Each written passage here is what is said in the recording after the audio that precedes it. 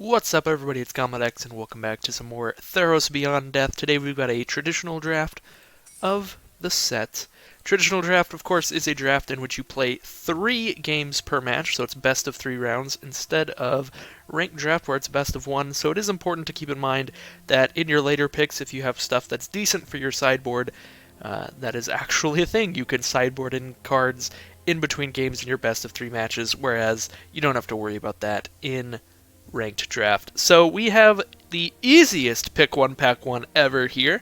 Polukranos Unchained is a mega bomb in the set. 4 mana for a 6/6, basically, because it comes into play with 6 +1/+1 counters on it. And whenever damage would be dealt to it, if it has a +1/+1 counter on it, prevent that damage and remove that many +1/+1 counters from it instead. And 1, a black and a green, you can have it fight another target creature.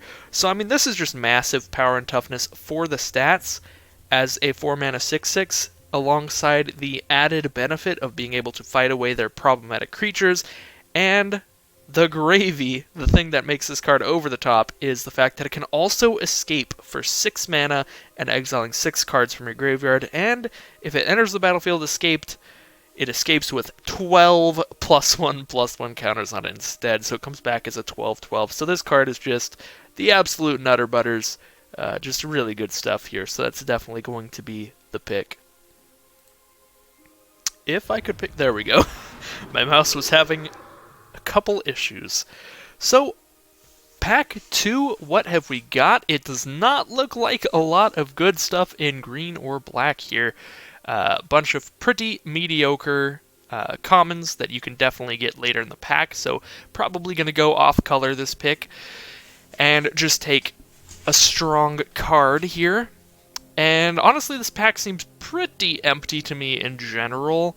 Honestly, the best card it looks like to me is just Ichthyomorphosis, just as a 3 mana blue removal spell. Like, that's fine.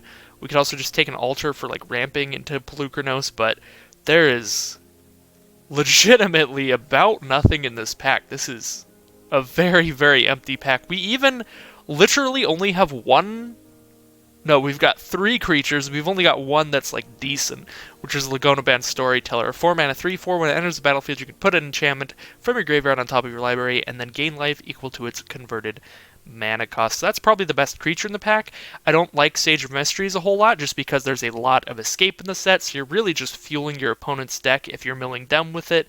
And if you're milling yourself with it, you've really got to be in that dedicated synergistic strategy. Usually it's blue-black that does a lot of self-mill and escape shenanigans. And yeah, at that point it's like a 1 mana 0/2 that helps you fuel it, whereas there's a lot of cards that are actually just a decent card in the first place, like decent stats, even if they weren't helping you mill yourself, like the 3 mana black draw spell that draws 2, you lose 2 life, and you mill yourself 2. Whereas this is like you're having to play a 0/2 in order to help mill yourself. And then Discord and Piper, like, totally filler, so really weird pack here. I'm probably just going to go with Ichthyomorphosis. Yeah, just a strange pack there. Not a lot of action. Now we've got nothing in black or green, which is definitely unfortunate to go with our Polukranos. But let's see what the best card is in this pack and take that instead. We've got Daxos, Blessed by the Sun, little demigod. It's a 2 mana 2/2 by itself that also gains you life whenever your creatures enter the battlefield or die, so that's not bad at all. Heliod's Punishment is a good removal spell in an aggressive deck, in a very fast deck, because it's a pacifism for 4 turns. So for 4 turns, the enchanted creature can't attack or block. Since it comes into play with 4 task counters, and the creature gets to tap to remove a task counter from it, to destroy that thing. So this is not going to last forever, so it's definitely not good in slower decks. But in a deck where you're trying to win the game within 4 turns of casting this, it is quite good. We've also got Blood Aspirant, good for the sacrifice strategies. Revoke Existence is definitely fine. Lots and lots of enchantments in the set, so you can definitely main deck this card. Triumphant Surge is pretty good removal. Once again, I'm not very excited by this pack. Just some middle-of-the-road creatures and some like, just random stuff, sort of. Like, random, somewhat removal spells. Like, I might just take Thaumaturge's Familiar here, since I can put that into any deck I end up making, because I'm not really missing out on a gigantic amount. Other than that, it might just be one of the white removal spells, Triumphant Surge or Heliod's Punishment.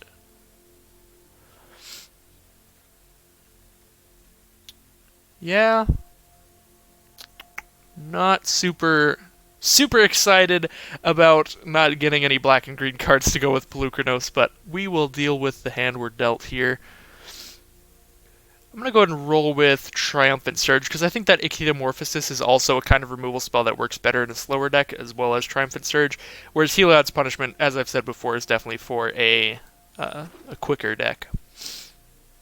But the reason Ichthyomorphosis is a better removal spell for a slower deck is because giving your opponent a 0/1 instead of whatever creature they had makes it basically completely useless if you are not attacking them on the ground.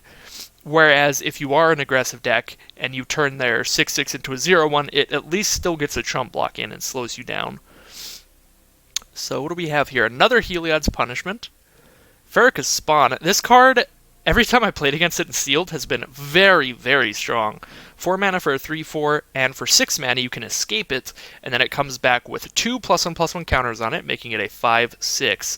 And when it enters the battlefield that way, each opponent sacrifices a non-Gorgon creature, so a very, very powerful escape card here. I think that's going to be the pick for me. The other stuff that we have in Golgari is a Skolo Grove Dancer, definitely a card I like a decent bit for fueling escape as well as Constellation. Citizen Skirmisher is okay. It's definitely good in an aggressive deck with a lot of enchantments. But I'm not a huge fan of 1 toughness creatures almost ever. Discordant Piper I actually like a little bit more than the Skirmisher, just because it works so well with sacrifice outlets, since it gives you 2 creatures off of the 1 card, even if it dies. So I'm going to pick up Farrakha's Spawn here. I think it's just like the best card here. And it also goes with the Polukranos, which I would really, really like to be able to play. We'll see how that turns out, though. So, more pretty filler creatures in green and black here. So if there's something powerful in another color, we will think about picking that up. We've got Dawn of Angel. Whenever a creature dies of an aura you control is attached to it, return a creature with converted mana cost 2 or less from your graveyard to your hand. So this is one of the really good cards to fuel the aura-based decks, with cards like Sentinel Eyes that are just really cheap auras that you can even bring back from your grave, so that you're always getting value off of these abilities.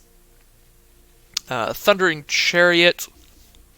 It's definitely been annoying when I've played against it, just 3/3 first strike. I've actually seen this card block more than attack, which is really weird, but that's probably because I've only seen it in 1 or 2 games, and I was on the aggressive in both of those games, so I don't have a really big idea of how good or bad this will be. In general, I'm not a huge fan of vehicles. They just feel a little weird to me. I don't know. They just confuse me. I'm an old Magic player. I've been playing since 2009. And then you add cards like vehicles, and I'm like, what is this? This is like an equipment and a creature, and my brain is dead. I don't know how to evaluate this. We've got Leonin of the Lost Pride here. 2 mana for a 3/1. Definitely good in aggressive decks. It also exiles a card from an opponent's graveyard when it dies, so you can get rid of one of their escape cards, which is good. Sleep of the Dead's whatever. Wave Riders, whatever. Vexingle's pretty good. Yeah, nothing in here stands out as highly powerful. Maybe Thundering Chariot would be. So I think I'm just going to stick to Golgari here, because just being able to play this Polukranos would be really powerful, so it's worth missing out a little bit on the power level of the cards that we pick, just in order to have enough cards in Golgari to play Polukranos, I think. So I'm going to pick up Skola Grove Dancer. And I'm picking up Grove Dancer over the other 2 options in green and black, because this one synergizes the most with our other green and black cards. Both of these cards have escape, so they both really like that secondary ability on Skola Grave Dancer to put the top card of our library into our graveyard. Alright, a bunch of decent blue-white stuff, and Lamp Out of Death's Vigil. I think this card's really good. One of the best the best cards to fuel the black-red sacrifice strategy. That being said, we're in green-black here, but I still think it's probably a pretty good card, and we could just get cards in black that synergize with it, like those pipers that poop out goats and stuff. So I'll take the Lambent of Death's Vigil. Here we have another one of the cards that I was talking about that's just a decent card at face value that also fuels your escape cards. Which is Relentless Pursuit, 3 mana for a sorcery. Reveal the top 4 cards of your library. You can put a creature and or land into your hand and put the rest into your graveyard. So I think this is pretty much perfect for what we're doing here. But the pick might be Omen of the Dead as well. This card is very good in a deck where you can mill yourself a lot, because then you just have major card selection out of anything that you've milled. You can just be like, alright, I'm going to pick the best creature back up. And even if you're not milling yourself a lot, it's fine to just pick up one of your creatures late game and get the Scry 2 off of this, which is about comparable to drawing a card. Since the odds of you having like a land or something you don't need on top are pretty high in your top 2. So you get rid of it and it's like you sort of drew that card out of your deck. So yeah, Omen of the Dead, Relentless Pursuit, definitely good picks, as well as Mystic Repeal might be okay. But I feel like if I'm going to run main deck enchantment removal in green and black, I'd probably just prefer the 2 mana common that destroys an artifact or enchantment or exiles a card from a grave, because that'll basically always have a target. We can exile their escape card, or we can destroy their enchantment, or we can destroy their artifact. Whereas this is only going to hit enchantments. The only way that this is better than the 2 mana version is obviously that it costs 1 less, which doesn't matter as much in limited, and that this can hit indestructible enchantments, so this can hit gods. But I'm going to operate on the assumption that I'm not going to play against a god too often, since they are mythic rare, and some of them aren't even particularly great in limited. So I think I'm going to take Relentless Pursuit here out of all of this stuff.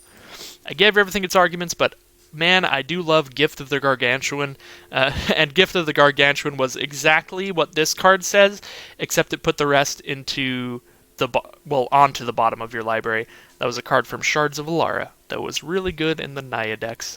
So yeah, I miss Gift of the Gargantuan. I'm going to start playing it again in Theros with Relentless Pursuit. What do we have here? A 4 mana 4/3. That's what we've got if we're trying to pick up a green or black card. We also have Wings of Hubris, which is definitely good with just large random creatures, such as Pelucranos. Like, we could drop out a Pelucranos and make it a 6/6 flyer that's pretty aggressive, plus that secondary ability where you can sacrifice the wings to make it unblockable for a turn, can really just finish off your opponent. Like, if they have 12 or less life and we have an escaped Pelucranos on board, and we put the wings on it, we could just make it completely unblockable and kill them out of nowhere. So I mean, that's a pretty fun combo. We are also in green, and green does have the biggest creatures in basically every set, so Wings of Hubris is definitely best in a green deck. So I think I'm going to take the wings here. Drowner of Memory's a pretty cool card, but I don't think it's something I'm going to move into a third color for. Did want to mention it, though, because it's very neat and synergistic with our deck. Just, it's also blue, so I don't know how I feel about that. I'm going to pick up the wings. Alright, pick 9, so this is our first pack back again. And not a lot left in here. We can definitely take Plummet, seeing as this is a best of 3 draft. This is a traditional draft. So it is good to have some sideboard options like this, but Omen of the Hunt can be a really fun card. It is 3 mana enchantment. It has flash, so you play it at instant speed, and when it enters the battlefield, you search your library for basic land, put it on the battlefield tapped, and then shuffle your library.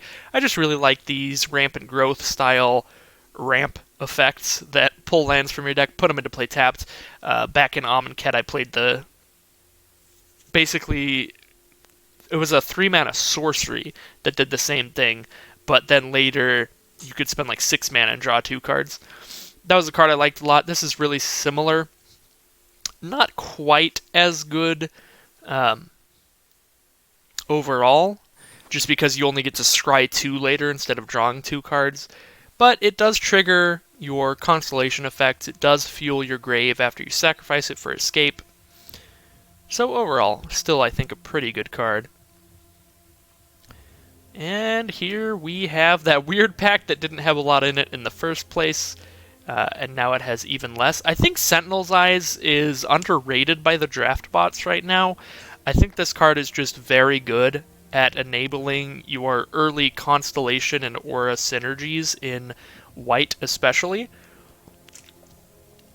But yeah, just in white aggressive decks, I think this card is very, very good.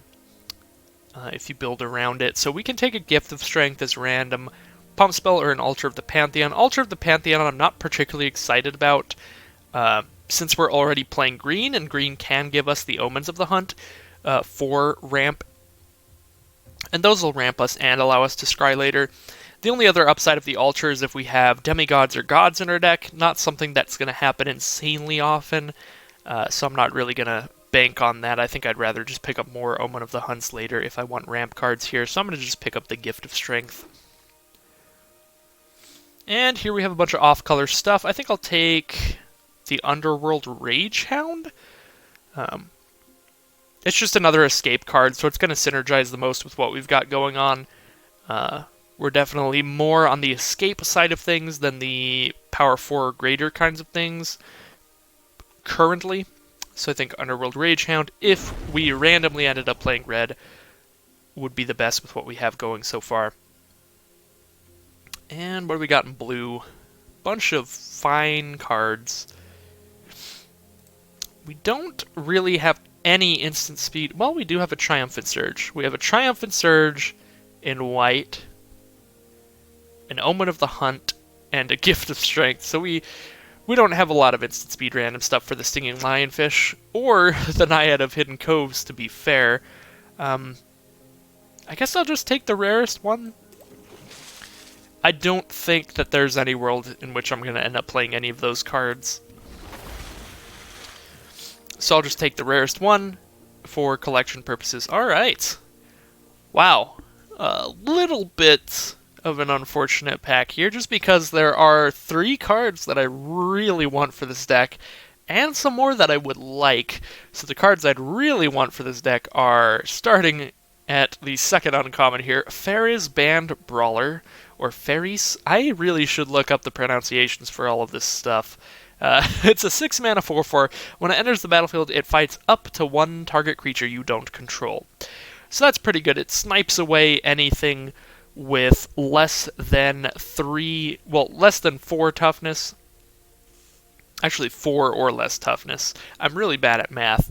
And if that creature has 3 or less power, you even get to keep your Faris Band Brawler, and then it's just straight value.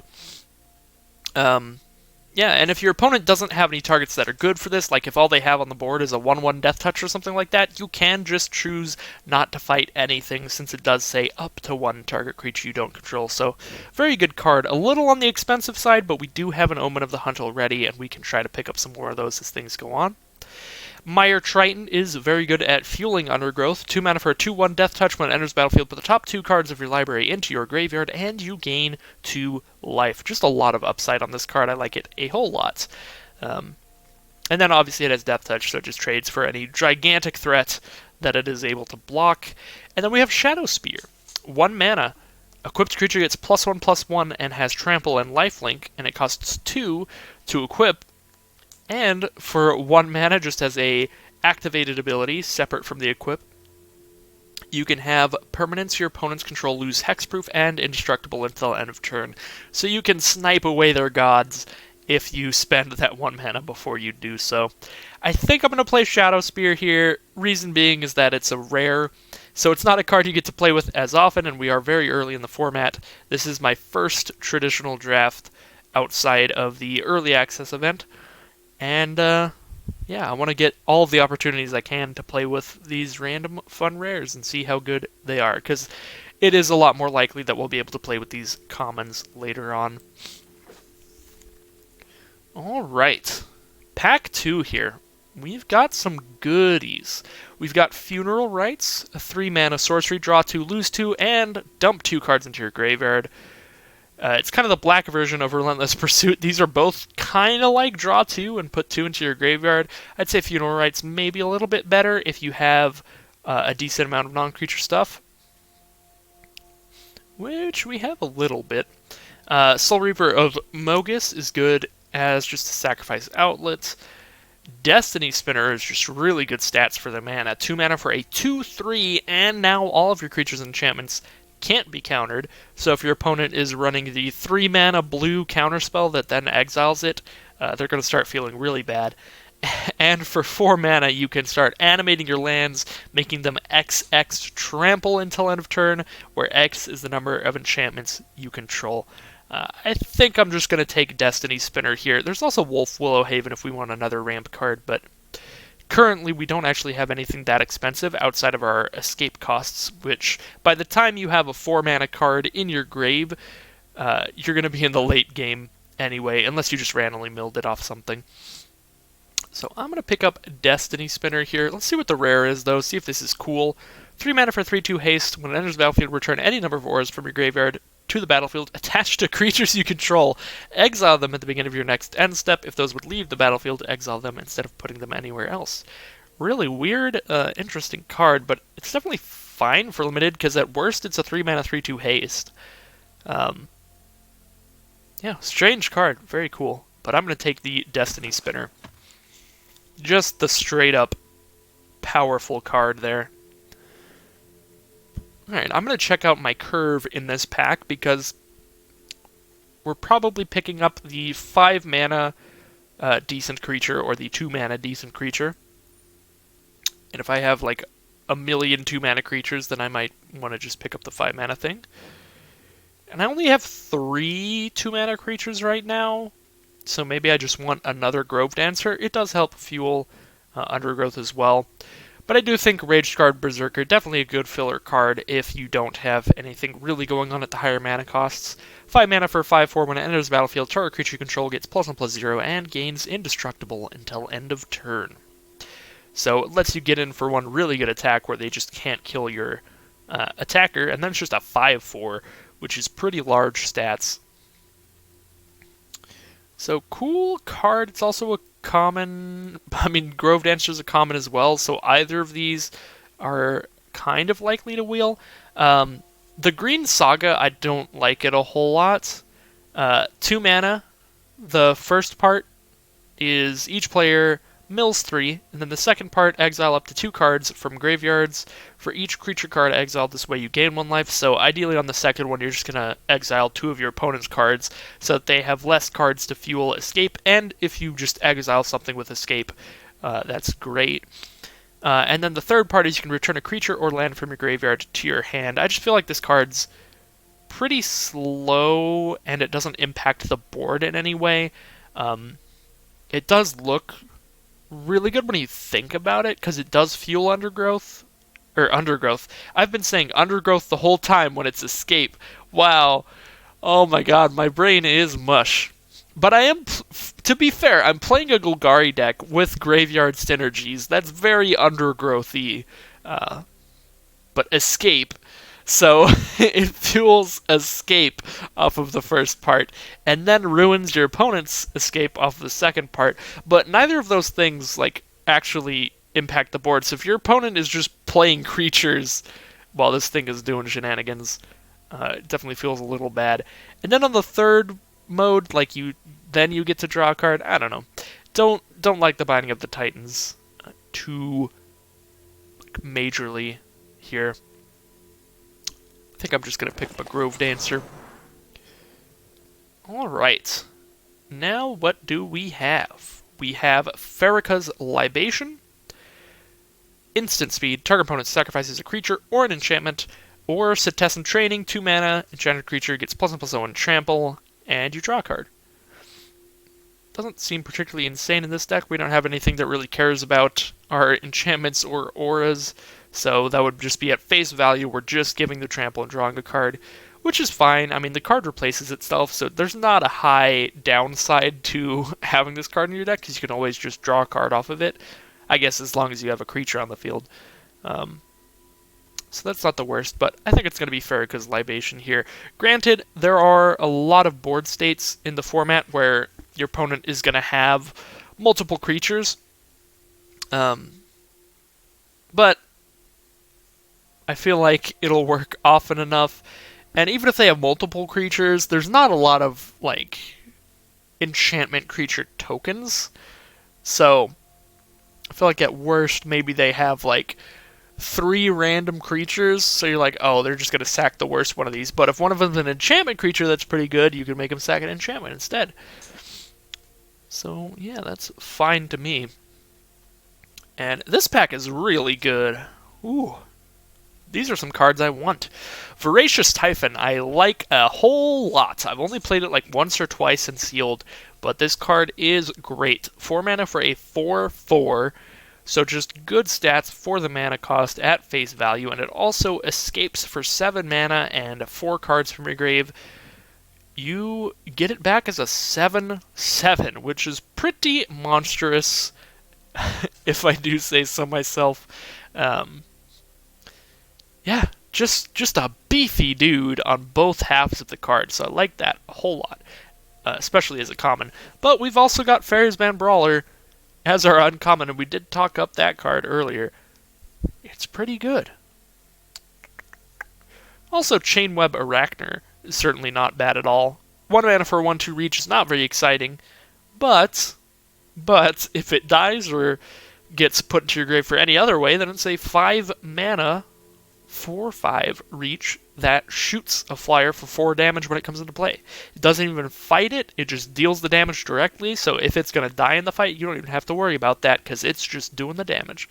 So, Arachner's good, Brawler's good, Typhon's good. I want all 3 of these. I hope to wheel one of these. I think it's pretty much impossible. 1, 2, 3, 4, 5, 6, 7, 8. Yeah, it would have to be one of 2 cards left in this pack. So, not gonna happen. So, whatever we take here is the only card we're gonna get. What card is going to go the best in this deck? Honestly, as good as I think the Brawler is, I think Typhon just fits into this deck better. Just because we're really going for the escape theme. And Brawler's just gonna fight something and then be a 4/4, whereas Typhon is actively helping us with the escape thing. If we mill this guy, it's actually giving us some value, whereas if we mill a Brawler, whatever, it's another card for our escape. I don't know. This could definitely be wrong. Brawler might be better than I'm expecting. Maybe there are like a lot of threats at 4 or less toughness that are really important, but I feel like Typhon is just straight up good on both halves of the card. So we've got Agonizing Remorse, which is ripping its way through Standard right now. 2 mana, target opponent reveals their hand, choose a non-land card from it, or a card from their graveyard, exile it, and you lose a life. So, non-land card means you get to get rid of any creature, or enchantment, or planeswalker artifact, anything that isn't a land. This is not something that's like non-creature, non-land card, which is something you definitely don't want to play in Limited. With this, I think it's actually pretty playable in Limited, in my opinion. It's kind of like a removal spell if you play it before they play their threat. So the problem is that this card is a really bad draw in the late game, once you've both dumped your hands on the field, because then it's not going to do anything. You're just going to look at their hand, they're going to have like a mountain in it, and you're going to cry a little. But at the very least, you could exile an escape card if they're running escape cards if you draw it late game. And if you draw it early game, I think it's just great.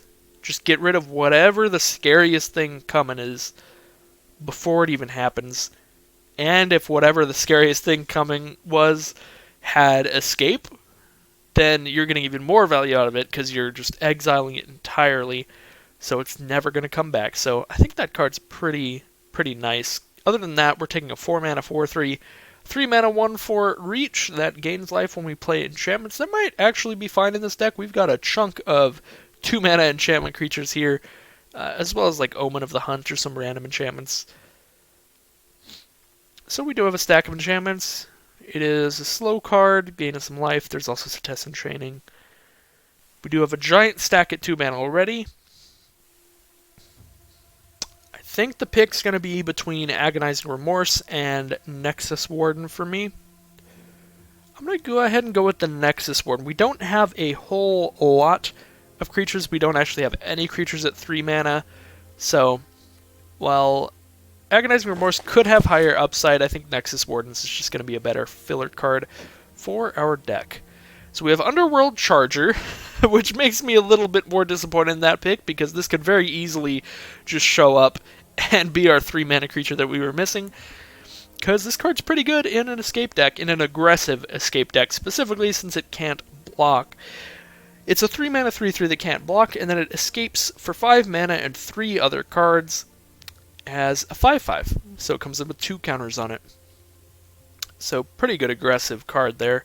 There's also a Nessian Warden, which goes well with our stack of 2 mana enchantment creatures. 2 mana for a 1/3. Whenever enchantment enters the battlefield under your control, reveal the top 3. Well, look at the top 3 cards of your library. You can reveal a land from among them, put it into your hand, and put the rest on the bottom of your library in a random order. So, I mean, it just keeps picking up lands, getting them out of your deck. Definitely seems fine. That'll be good value over a long game with a lot of enchantments in your deck.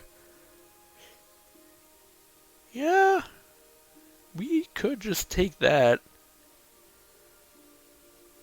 I don't know. I'm going to go with Underworld Charger still here, because I do feel like we've got tons of 2s, but we have tons of 3s as well, so you could really go either way with that pick. Maybe the uncommon guy's better. Definitely better over a long game, but I think I'm going to try to start tuning this deck to be more aggressive. So the card I'm most excited about in this pack is definitely going to be the Nessian Hornbeetle.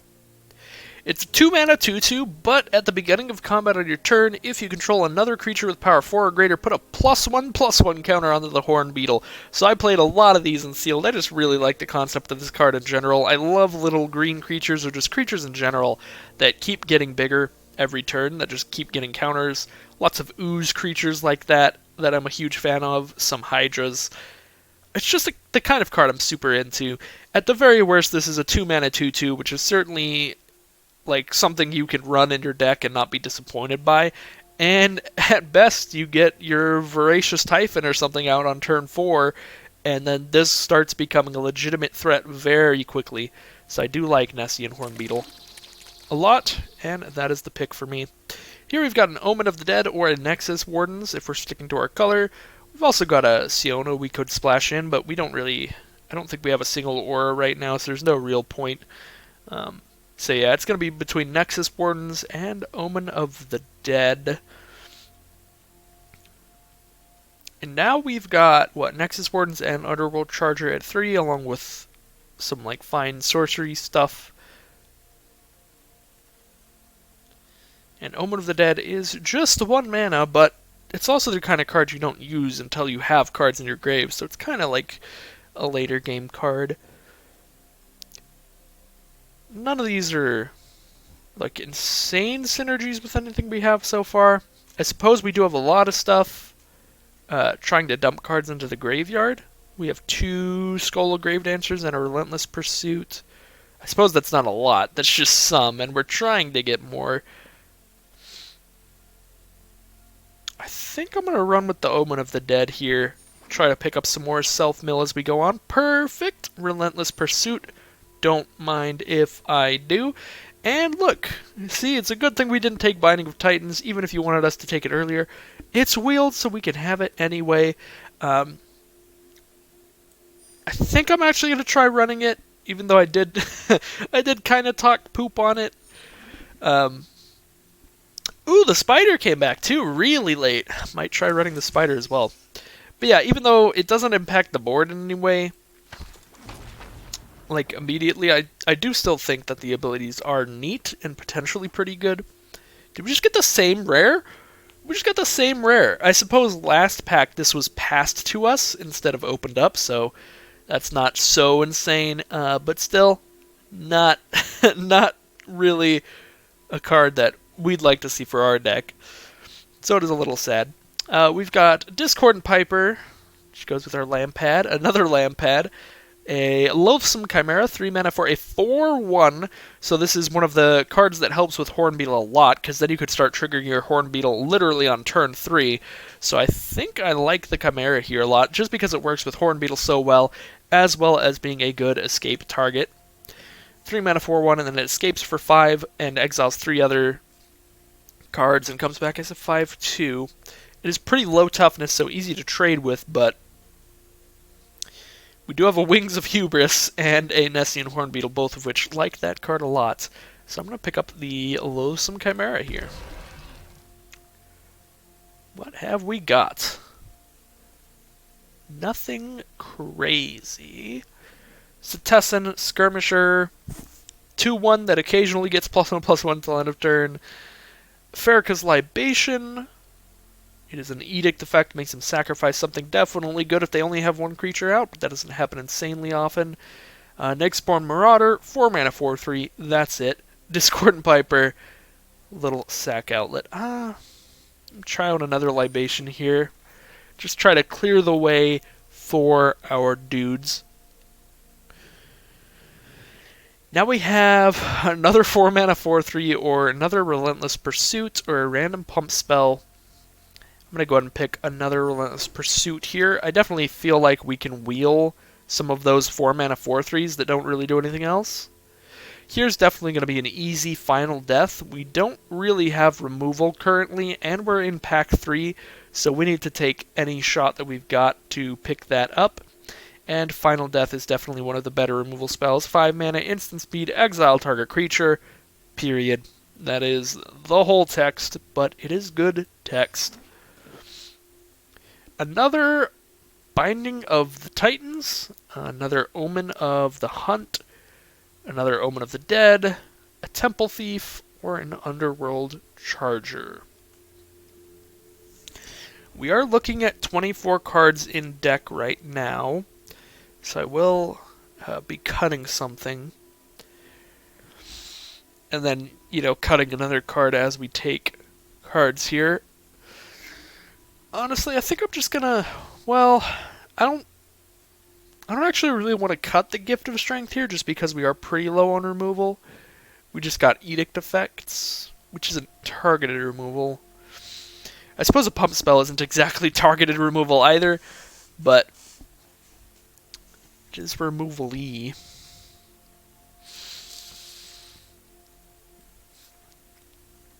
Yeah, I just did a whole spiel about how I might actually try Binding of the Titans, and I think I'm going to cite it for now.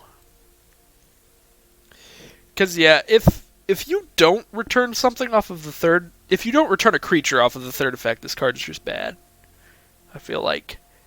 So on the off chance that this is the only self-mill you get, by the time that the third ability triggers, and you just, didn't mill a creature in your top 3... Or if you get really unlucky and you didn't mill a creature or a land, then you're really sad with this card. So I don't know. I'm going to set it aside for now. It is pretty unlikely it would be the only self-mill that we got by the time it activated, since we just have like 3 Relentless Pursuit at 3. But I still feel like it's probably the weakest card in the deck right now. So we'll cut that, and then what does it look like we really need here? I feel like everything at this point is just gravy. But, see, we could take another Underworld Charger and get more aggressive, throw in an Underworld Charger instead of a Nexus Wardens. And I think that's what I'm going to do here. Let's just get aggro. Now we've got Setessan Petitioner, 3 mana 2/2. When it enters the battlefield, gain life equal to your devotion to green. So by itself, it's a 3 mana 2/2 to gain 2 life. Not particularly exciting. But, if you have a bunch more green stuff, you could gain like 5 life, which is not nothing. But again, more of a card for a slow deck. I kind of want to just take another Relentless Pursuit. We can just be Relentless Pursuit the deck. Maybe I like Gift of the Gargantuan too much, but that's okay. At this point, we can take another Loathsome Chimera, another escape card, and another card to trigger our Hornbeetle, or Rage Scarred Berserker. That would be our first 5 mana creature. But at the same time, when you're playing Escape, you will pretty consistently have a creature in Grave to be like your late game creatures. So we don't really need anything crazy on the top end, because all of our Escape cards kind of are our top end. Like, this is our 7 mana creature, our Voracious Typhon. Polukranos is a 6 mana creature. Chargers and Chimeras can come out at 5 mana. Farrakhan's Spawn also can come out at 6. So we've kind of got the late game covered just off of trying to escape things. So I think we'd rather just take another escape card. Also one that triggers our little baby horn beetle. I'll take a Lamphead here. Don't think I'll be running 2. Don't think I'll be running 2 wings either. Well, maybe this is a 2 wings deck. Actually, I kind of like that. I kind of like the idea of that, because we do have a lot of just chunky but vulnerable creatures. We've got these 4/1/5/2s in our Loathsome Chimeras. We've got Polukranos, which can be really big, but does start getting smaller and smaller the more he's touched. So we want to keep him untouched if we're just trying to kill our opponent. We've got a big old Typhon. We've got a lot of good targets for the wings, so I think I'm going to actually run 2 wings in this deck. Now we've got nothing we're going to play, so I'm just going to pick the rarest card. Yet again, nothing we're going to play. I'll take the rarest card. Now we'll take the 2 mana Dork. It's the only thing in our colors. Another Binding of the Titans. Pick 3. Well, pack 3, pick 13. I don't think the bots like this card very much. That's not a great sign. Wow. Except Vexing Goal last pick. Maybe the bots are just weird sometimes. But yeah, I think the bots picking orders is it's obviously determined by someone. Like, somebody sets it up at Wizards, so you would think it's definitely determined by people who have drafted the set a decent amount and know in general how good cards are, but sometimes you see crazy stuff at the last couple picks, but I think that maybe Binding of Titans being the last couple picks is a sign that Wizards does not think it's very good in draft. Who knows? Alright, we have to cut 3 more cards here, but I do like the look of this deck quite a bit. I actually think I might just take this Omen of the Hunt out. Because our worst case scenario, the only thing we're ramping into is our escape costs. Like, we can still just cast everything at face value without really any ramp. We've only got 4 cards that are more than 3 mana. So, yeah, that shouldn't be super hard to hit. Now what? What are we taking out? An Omen of the Dead, maybe? I just feel like the majority of our stuff can come back from the grave, but that also requires exiling a bunch of cards from grave. You can't do escape forever. You can only escape a few cards per game. So we can't just rely on constantly escaping everything all the time. So Omen of the Dead is probably still fine. Maybe we just take out the Chainweb Arachner, put it back in the sideboard. If we do play against a lot of flyers, it'll be good. What else? Maybe take out the Gift of Strength. Yeah, and then we can kind of go back in between games and change this deck around based on what we're playing against. If we do play against a ton of escape, we could start running the Binding of the Titans and exile their escape cards from their grave. If we play against a bunch of flyers, we can bring back Chainweb Arachner and Gift of Strength. Both are good against flyers, because Gift of Strength gives reach, and the spider eats flyers. Yeah, we have some sideboard options. Definitely a non-zero amount. Let's pick our sleeve and get rolling with the games. I was going to pick our lands, but we don't have the fancy Theros lands on Arena yet, so what's the point? Whenever they add those, though. I'll make sure to pick the Nyx Full Art Basic lands. But yeah, if you've somehow not seen the Full Art lands from Theros yet, maybe just because you only play Arena or something like that, you should definitely look them up. They are really cool, and it's going to be super Super cool to have in our decks once they add them to Arena. Alright. I don't think this hand is super keepable. So what is our worst case scenario with this hand? Our worst case scenario is we're stuck with a Skull of Gravedancer and a Shadow Spear. I suppose that isn't the worst thing in the universe. And the best case scenario where we just draw a swamp and then another land is pretty great. Like, if I keep this hand, I'm just banking on them not killing our Grove Dancer, and then we'll be fine. We'll be fine if they don't kill our Grove Dancer for a while. I don't know. It's so risky, but it's got 2 rares. I want to play with my 2 rares. You know what? We're in it for the funsies. I'm somewhat in it to win it, but at some point you gotta ask yourself, how many rares do you want to cast? And is it worth losing every game to do so? Alright. Timoret with his freaky ass scream. Everybody all over Twitter was talking about this scream. They were like, why does Timoret have just a crazy giant animation for this uncommon dork? Like, that's a mythic level animation. Alright, I'm not blocking that. It is looking like we may die. Ooh, never mind.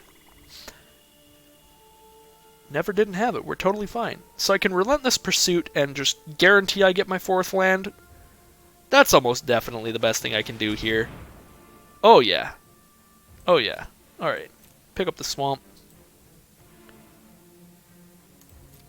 And we put 2 lands into our grave, so we gain a life off this Grove Dancer. Ooh, we gain 2. Nice. I didn't know if it would trigger for every single land. This isn't going to block, so let's send it in. Maybe trade with the flyer. Alright, no trades with the flyer, that's okay. But yeah, that Relentless Pursuit was super good.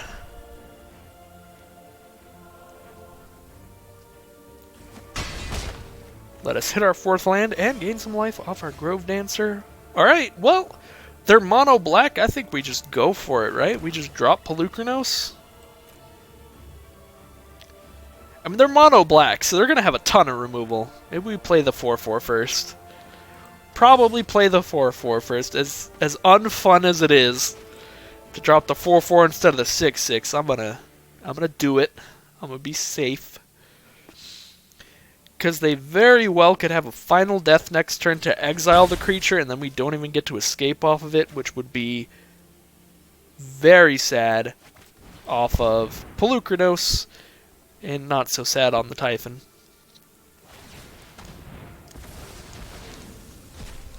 I suppose since this Timoret's out, we're never going to escape with anything anyway.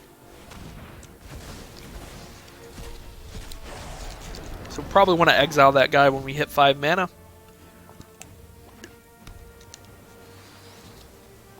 Ooh, they're playing a second color. Alright, let's see what you got. If it's Ashiok, I lose. Flat out.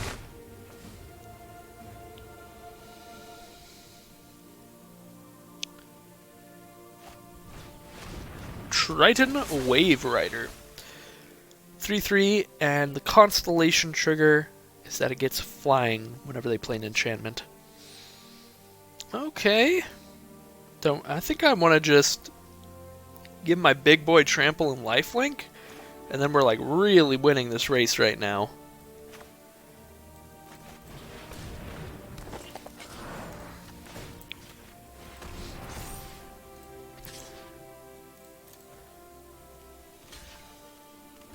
Ooh! I get to kill Timoret. Alright, cool. So we're going to kill Timoret. Gain a bunch of life.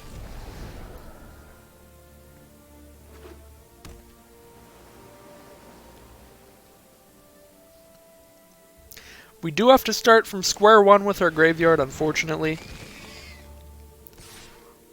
But now we can actually try to get something done with our grave and our double Grove Dancer.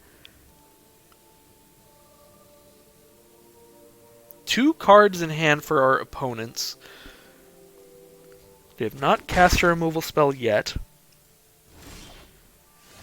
We have 5 mana. We can play an Underworld Charger and suit up a Grove Dancer. I think I'm just going to keep doing that.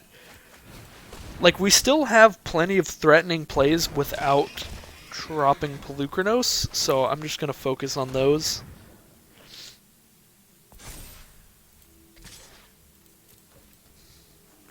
For the time being.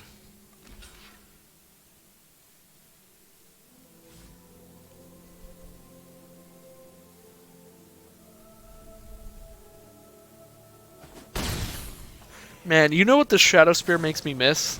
Loxodon Warhammer. That card was insane. That card was too good and uncommon. It's like a 3 mana equipment. It was like, I think it was 3 to equip, and it was like +3/+0 trample lifelink? That does not sound right. That sounds way too good.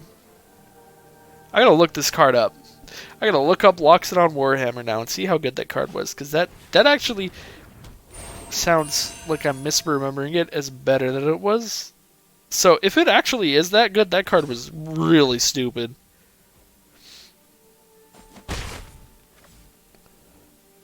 Ooh, it totally was! 3 mana.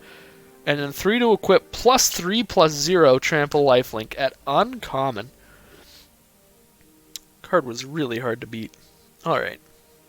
They have 1 card in their hand that I don't know. Let's just go bash them. They're at 13. I think we bash them and just play Pelucranos. And they're in a bad enough spot that even if they have the final death to get rid of Pelucranos, I think we can just accept Pelucranos' depressing fate. Try to beat him with other means.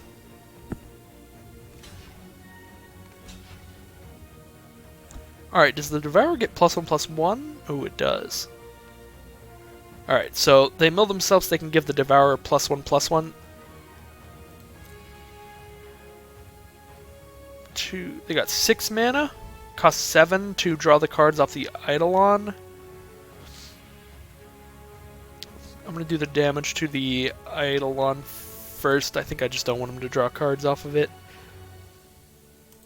I mean, if they don't spend any mana and they just let this trade, I'm super excited about that. Okay. So they mill that. If I'm going to get really aggressive here, I can just exile their Devourer. And that leaves their board as just a 2/1 flyer.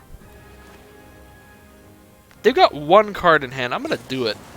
They've got 1 card in hand. Let's just try to kill them as fast as possible. Okay, a counter spell. Well, they didn't counter Pelucranos, so at least there's that.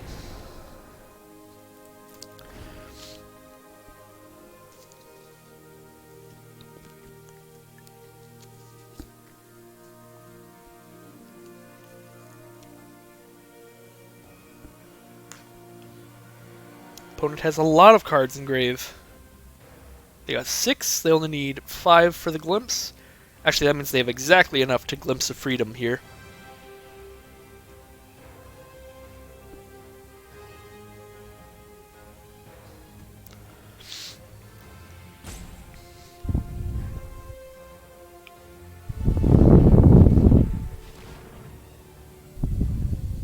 Three mana. Almost definitely glimpse. There it is.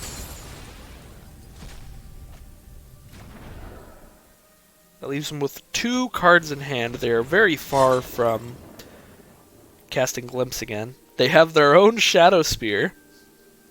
The Shadow Spear war has begun. No one is going to do any damage here. We're just going to keep borrowing life from each other. For a good second. I can trade with Devourer if I want. I think I'm going to do that. Alright. And here's Pelucranos. And he's wielding a spear. So, giving Pelucranos lifelink is really good because then all of your fights are going to gain a whole lot of life as well. So we get to fight their Harpy and gain 7 off the fight. Should be ridiculous. Okay. Relentless Pursuit, Wings of Hubris. Think we're just going to give the flying. Because we can give flying and still have mana to fight if we want to.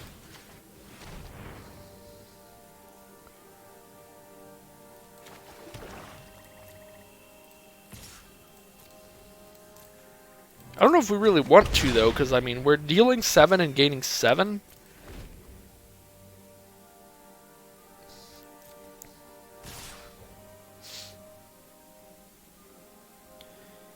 Yeah. I suppose we'll get rid of their lifelink.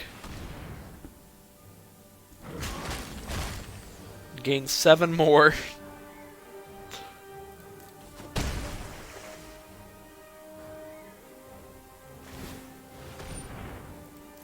Alright, now their other dude's got the lifelink.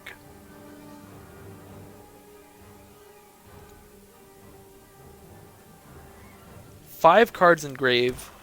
Take 6 for Pelucranos, so we'll definitely have enough to bring him back if he dies. Which means we can Relentless Pursuit, and we can send in and then like fight later. Kind of want the Horn Beetle.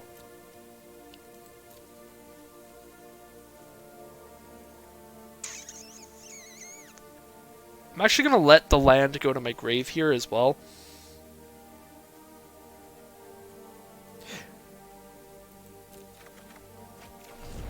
Just to get more cards in there for Undergrowth. So I'm taking the Horn Beetle because I can play it and save up the fight mana. And, you know, I also just like the Horn Beetle. It's just a cool card.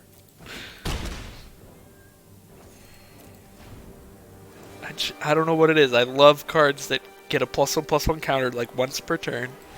That's all you gotta have, and you'll make me super happy. Alright, so we got game 1, because we could fight their only blocker and then bring back Pelucranos from grave.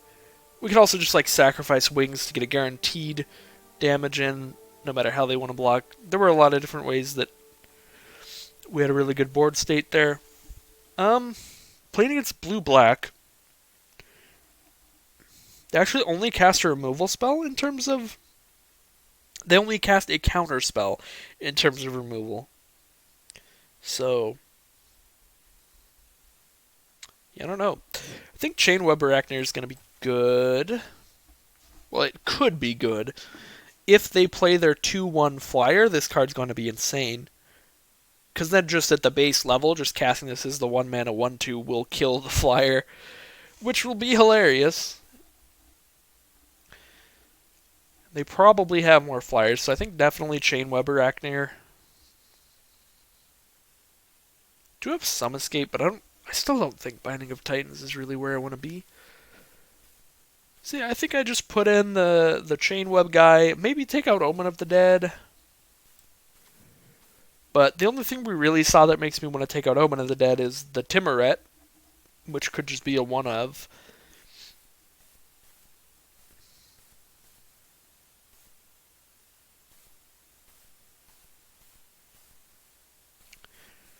I don't know. I guess... Destiny Spinner is definitely great here. Definitely want to keep that in.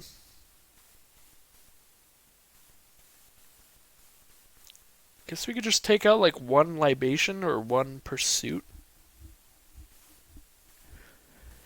There wasn't really any point there where Libation was going to be... I guess actually at the end their Libation would have been great.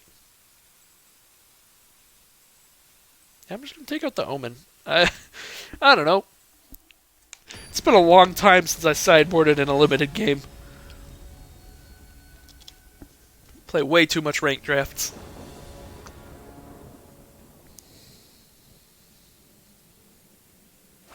Alright. definitely a slow hand. But it'll be quite powerful on the top end. I think I'm going to keep this one.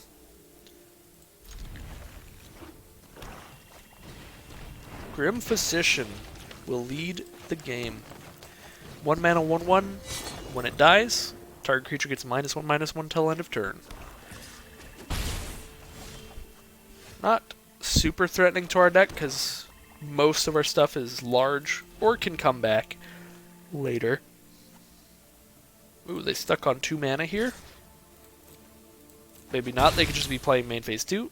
Nope, stuck on 2 mana. Ooh, Destiny Spinner would have been nice last turn, but we'll Relentless Pursuit here.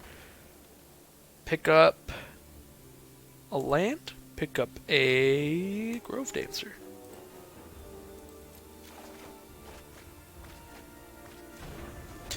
The 1/3 is a better blocker against the Physician. I guess I should have taken that into account, but I like Grove Dancer's ability a lot better in our deck. Frickin' Timuret's stupid angry face needs to get out of my life. Well, either way, we're not casting our 2 mana cards here because we've made it to 4. Do I want to play my 4/4 or my 3/4? I'll play my 4/4.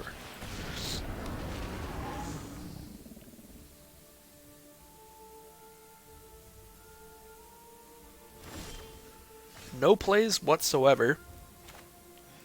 Wings of Hubris is a fantastic draw. I guess we're just gonna try to ruin their day. And see if it works.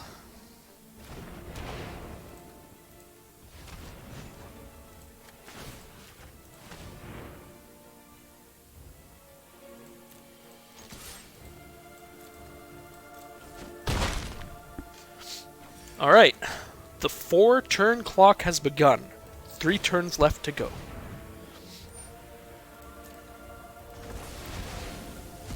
At least they get to spite us. Oh yeah, Timuret does gain life as well, so... the clock is back to 4 turns instead of 3. So I'm gonna drop a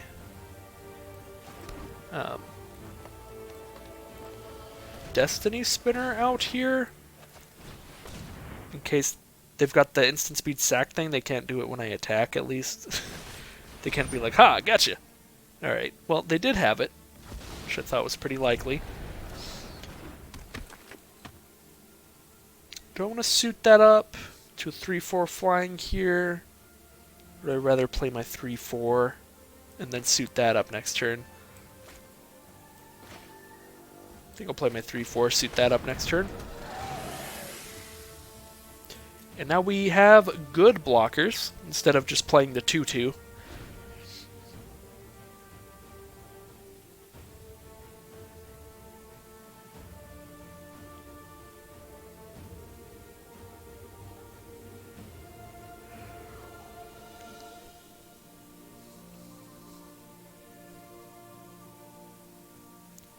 Opponent is still stuck on that 3 mana.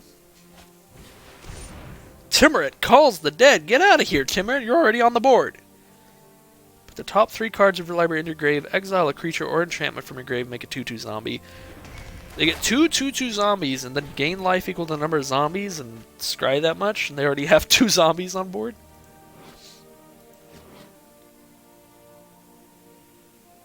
Ooh, they didn't hit a creature or enchantment? Okay, so they don't get the first zombie. So that's already not nearly as bad as it could have been. Alright, well, we're gonna do what we do. Suit up a dude. And get flying.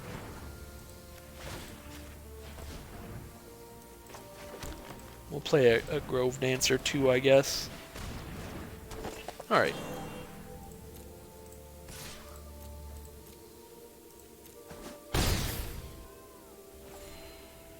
And we've definitely got the mana to start moving things around.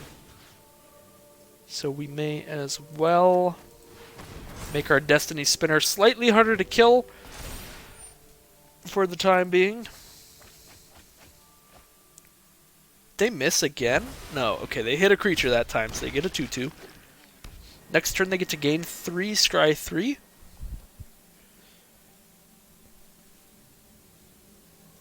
That's some nasty artwork. Actually, wait, is that... I can't tell if that's a mass of zombies inside of the masks, or if it's just masks. I think it's just living masks. Wait, no, I see arms. I think I see arms coming out of that. There's a zombie mass forming a giant zombie. Did those words make any sense? I doubt it.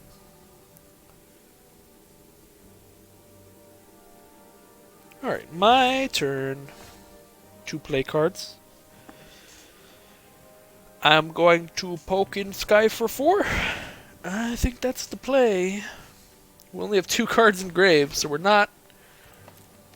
Oops. Forgot to move my thing. Well, there goes 1 damage.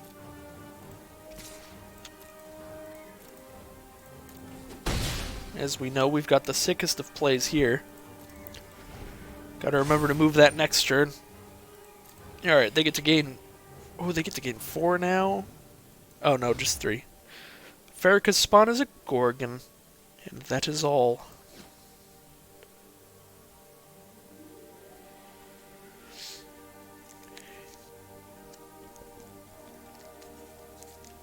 Man, I feel like I'm at the beginning of an ear infection.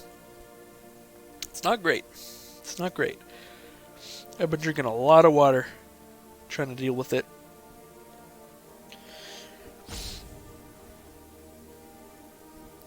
We'll see. Hopefully it goes well.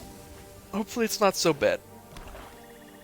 I don't know why. My body sucks. I get like biannual ear infections. Usually it's once every spring and once every fall. I don't know why I'm getting one right now. It sucks. Anyways, I'm just trying to find some stuff to talk about while we wait for our opponent. Because they've got a lot to think about. They have a ton of cards in hand because they've been stuck on mana this whole time, so they haven't been able to drop their hand out anytime recently. I mean, if you want to trick out my Destiny Spinner, that's totally fine. Go for it.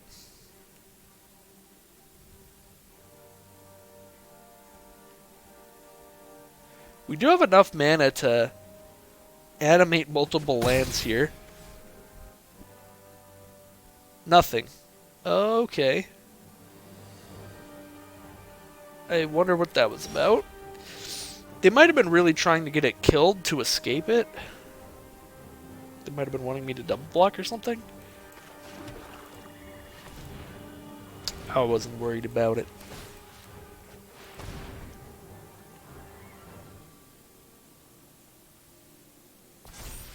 Alright. Let's get in there, my spawn. God, Timurit is so annoying. Can't believe we have to play against Timurit both games. They did have to play against Shadow Spear both games, so I think they've got it worse, but... Still... When Timurit just shuts down all my fun stuff... I suppose I would only have 4 cards in grave right now, which isn't even enough anyway. Let me sack a creature? Okay. Sure. No reason to mill myself there, because they'll just get rid of it with Timurit. Glimpse of Freedom. Cards are being drawn.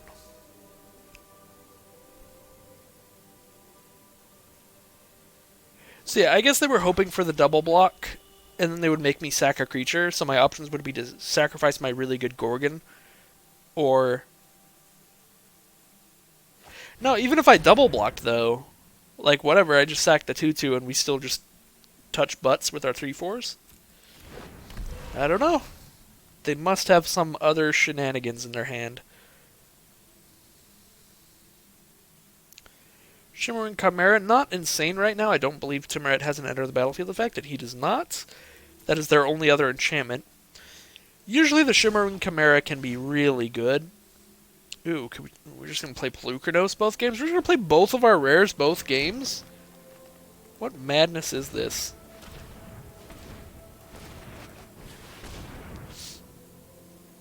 It's not a fair game of Magic, really. Really not at all. Okay, the Wings doesn't give haste, unfortunately. That would be funny. Alright.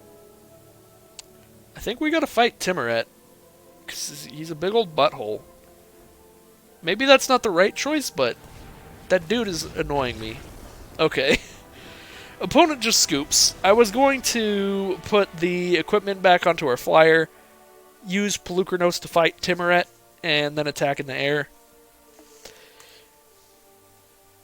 Looks like our opponent didn't have too many other answers or interactions in their hand.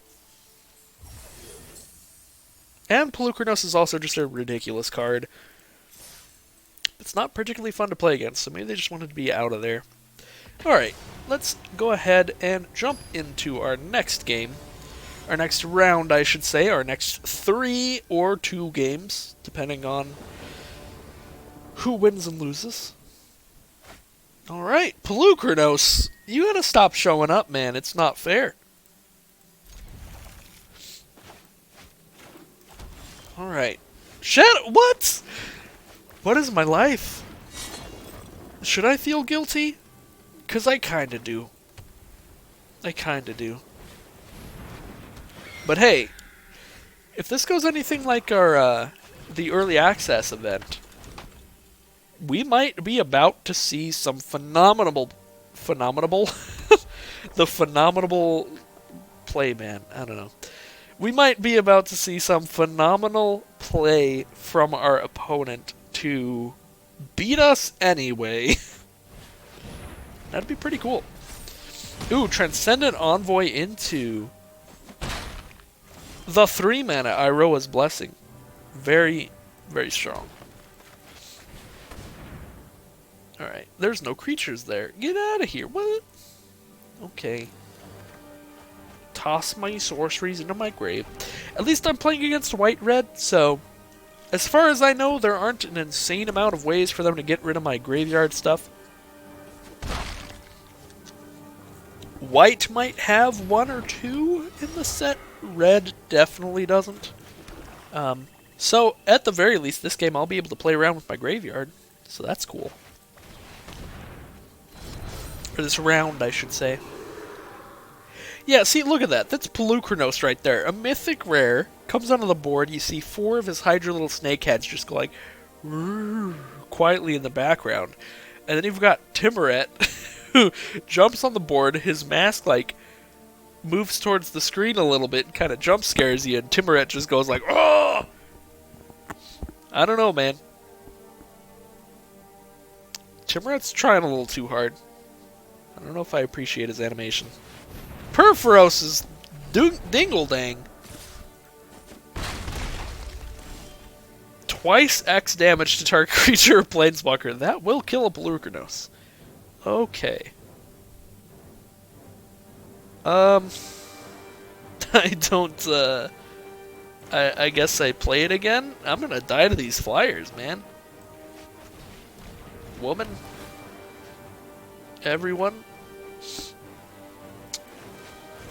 Alright, Pelucranos, get back out there. To your little baby Hydra Screech that is nowhere near Timuret's level of excitedness.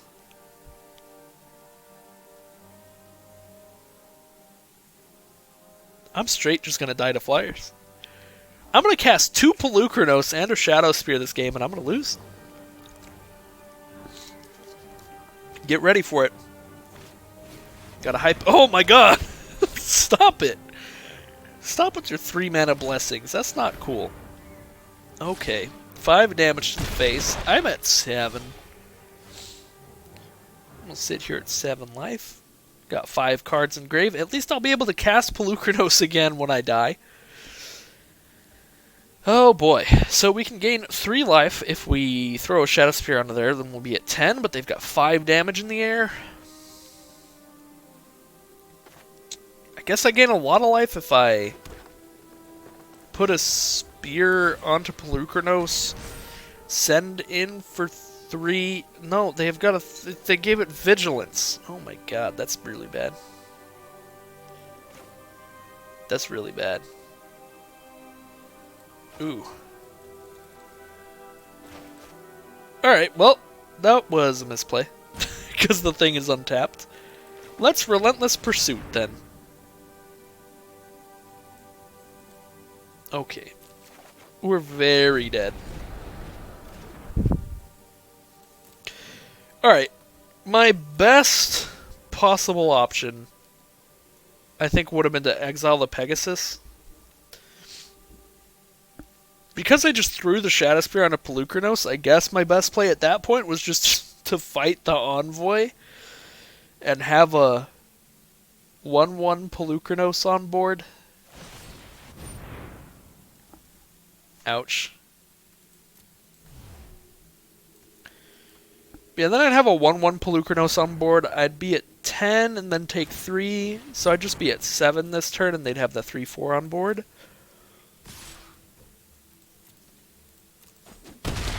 And that may have actually cost me the game there. Because if I fought the Envoy, I'd basically have the same board state right now, but then they'd still have the 3 damage spell in hand. But then they'd only have a 3/4, and I'd be at a lot more life. So then potentially I could start swinging back with something. And like gaining life. I can still possibly... No, I don't actually have enough mana to survive. Because I don't have enough mana to put wings onto Pelucranos to block. And Final Death something. Got 7 mana. I don't have enough mana to fight something with Pelucranos and Final Death. I think I have to just attack with Pelucranos to go to 3, and then Final Death the Pegasus. This is dumb. I put myself in this position. We still would not be in a good spot, but we wouldn't have such a bad time as we're having right now. That's actually very good. Actually, no, it's not. I have enough mana to bring back Pelucranos. But it's not actually bad, because I don't have enough mana to bring him back and fight something, so...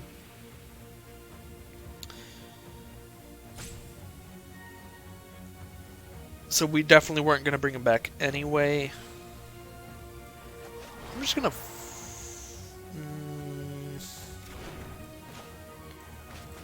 Final Death exiles, so the only thing they could have that would stop me from doing it is something that would give protection. And I think the only thing that gives protection in white in this set is a sorcery speed card, because it's on a creature. Alright, let's find out if we're dead. They only need to do 1 additional damage and we're dead. Okay. Let's see.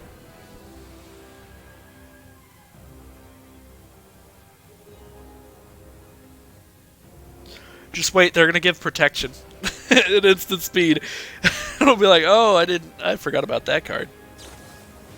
Final Flare, sack in response to kill my guy. Cool.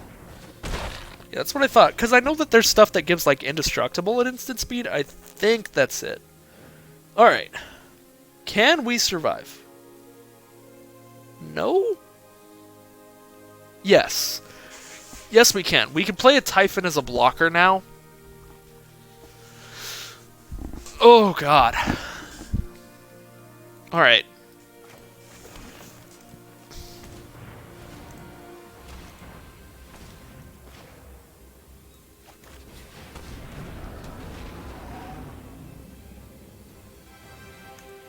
We unfortunately don't have the mana to play him as a blocker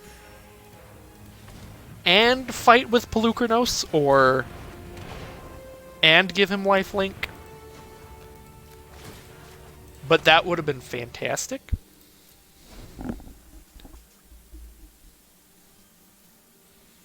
Alright. All they need is another... Oh my god, that's a lot of Iroha's Blessing. That's a third one. 3 Iroha's Blessing, a Final Flare, Fateful End, and Perforos's Intervention. This deck is nothing but removal. So let's take that into account when we sideboard. That's actually kind of insane.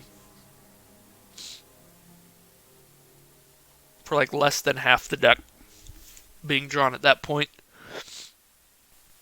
Okay. Definitely want Nexus Wardens. 1/4 reach, and it gains life. I think we're just trying to out-survive this deck. Like they seem more of the ones trying to just race us. Definitely Gift of Strength. That can save us from a burn spell. Chainweb Arachner for sure will come back later and be quite strong. Definitely want Shadow Spear, that life gain.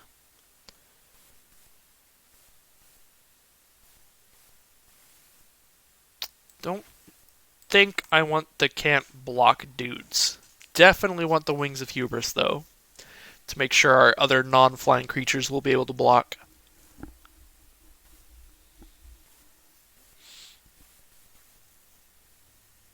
Now, what do we take out? Just gotta take out one more card.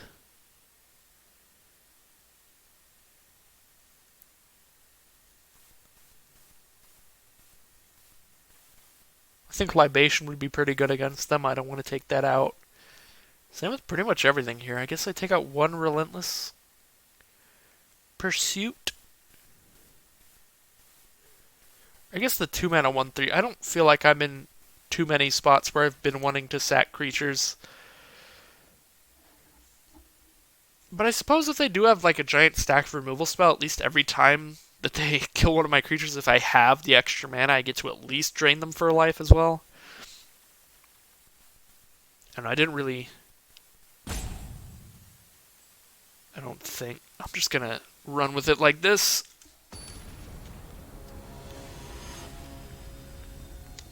Please, universe. Give me a way to block the flyers. That is a way to block the flyers. That's 2 ways to block the flyers.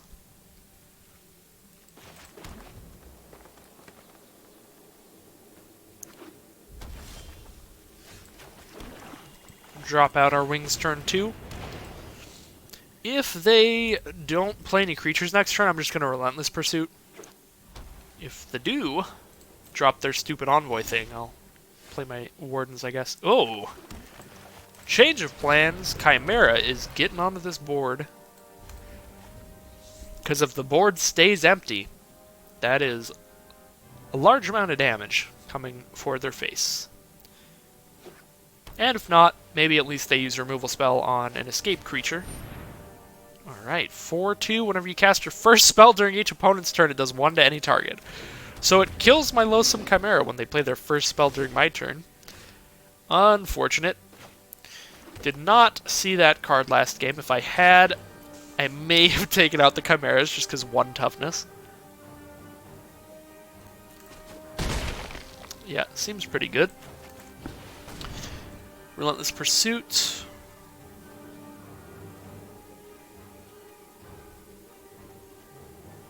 I think I could just let the Arachner go to the grave, pick up a Grove Dancer and a land. I don't actually need more than 5 mana.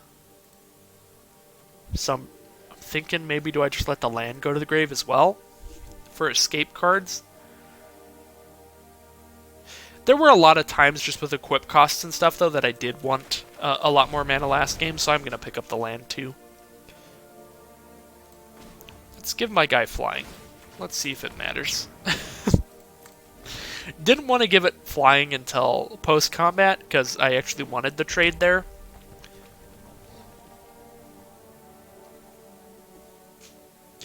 But yeah, I figured it was not worth saving it back to block, because then they'd have their 4 mana. If they just have like an Iroha's Blessing, they're just going to put it on there and get in anyway.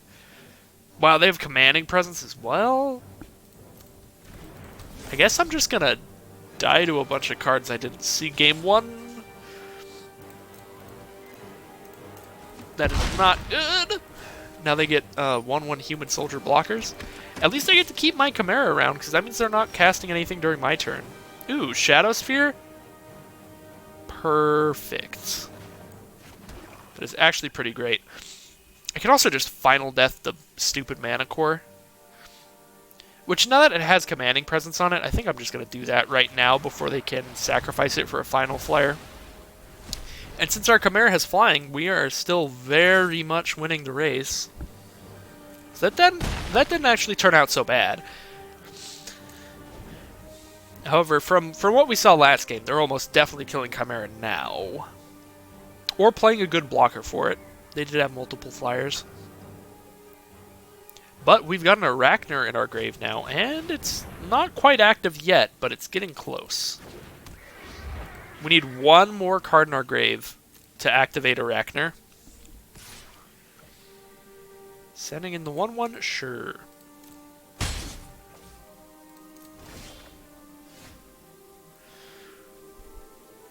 If I sacrifice the wings, I can activate Arachner? Is that like an actual legitimate play here?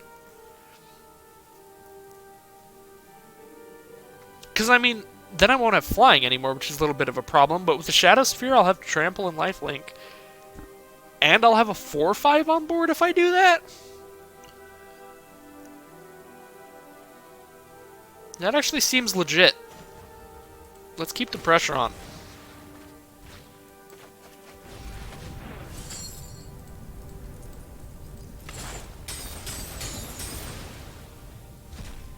That's like the biggest play we can make, is to play a 4/5 here.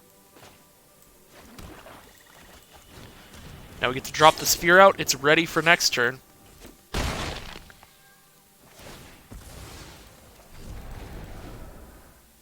And now we've got our 4/5. But I don't know how worth it that was, but outside of the one Perforos thing, we saw a bunch of 4 damage and 3 damage removal, so I feel like having this 4/5 and being able to make it a 5/6 trample lifelinker is pretty impressive. And possibly worth it. Oh, thank God. And it costs only 1 mana, so they can't exile it.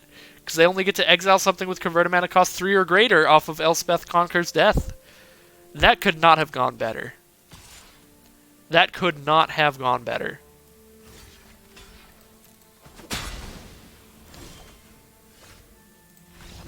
Yeah, there's the scoop. Alright, so opponent misread the card, probably thought it was based on power or something. So, they might have had a play that left them in a better position, but I don't know, I feel like that was probably their plan the whole time. And thanks to just playing a 1-mana guy from the grave, kind of really hindered it there. So, again, like, we sacrificed a lot of stuff in order to get that spider on the board, so I don't know if overall it was technically the best play, but it certainly worked out. If they didn't have Perforos' intervention in their hand, they probably just had 3 or 4 damage removal, and since that wouldn't have killed it, I think their best other play they could have made there, based on what we've seen so far, would have just been like another 2/3 flyer or something. Which then we'd still be in a fantastic spot, because we could easily just get in there with the trample lifelink, and they have no lethal blocks. Alright. Unless, of course, they had like the 2-mana flyer and then the 3 damage red spell, then if they blocked with like everything, I think we'd trade, but that's like a 3-for-1 again. I don't know. I'm gonna stop thinking about that game, start thinking about this one. Gotta think about the present. In Magic, can't dwell too hard on past mistakes and let them get you into a negative mindset. Granted, we won last game, so that's not really what was going on there, but I was just kind of quoting something I saw on Twitter that I was like, ooh, that kind of speaks to me. I feel like I get really, really down sometimes when I'm losing. Especially when it's, like, because of my own mistakes.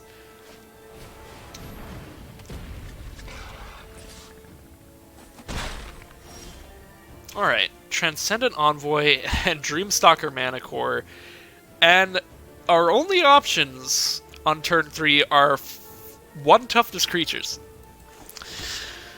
So if we play a Loathsome Chimera, and then they just pass, and then they play their 3 damage burn spell on Grove Dancer, that's gonna be really sad for me. But that's like... we haven't seen a whole lot of instants. They do have a lot of sorcery speed auras. So maybe Chimera will be fine. Our other option is to just put the wings on the Grove Dancer, and then whatever, I can block either of those things. We can also just hold up for Libation, but then I'm letting them choose what they want to sack.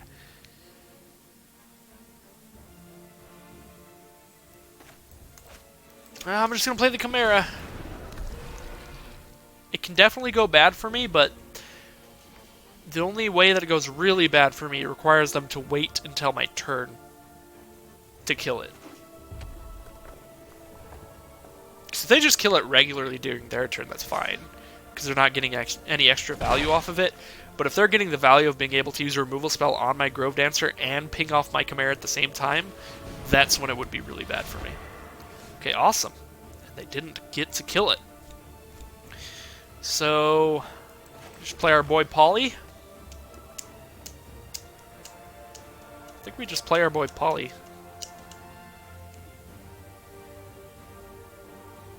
Start trying to fight some stuff, probably. Still keep everything as blockers. Maybe I just play Wings of Hubris on my Chimera. Block the Pegasus. I don't know. I'm going to drop a Poly. We'll see what they do. Let's just react to what they do.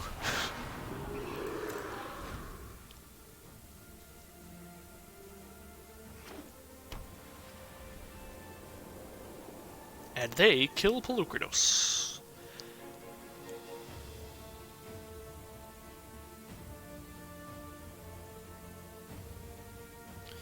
They're going to get in with Vigilance and Lifelink? Nope. Maybe Lifelink.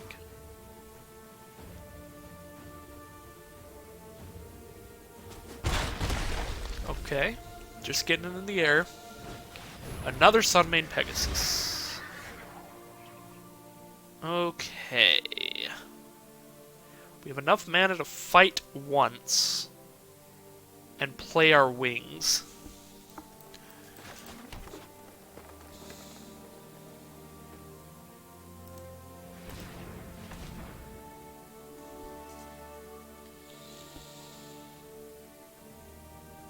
They can kill Polukranos if they block with both.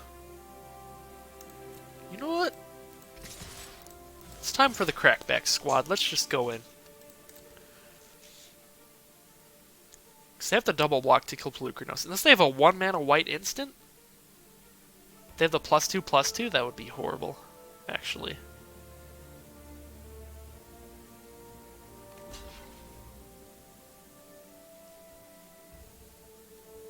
Oh boy. Here it comes. Ooh, okay, they didn't. They didn't have it. Cool. So we got to kill that thing. I could play Chimera and drop wings out, but not have any flyers yet. But, I mean, that's still, like, this is a high power board. Definitely low toughness, but I mean, that's 12 power on board. Opponent has Transcendent Envoy, a couple Sunmane Pegasi.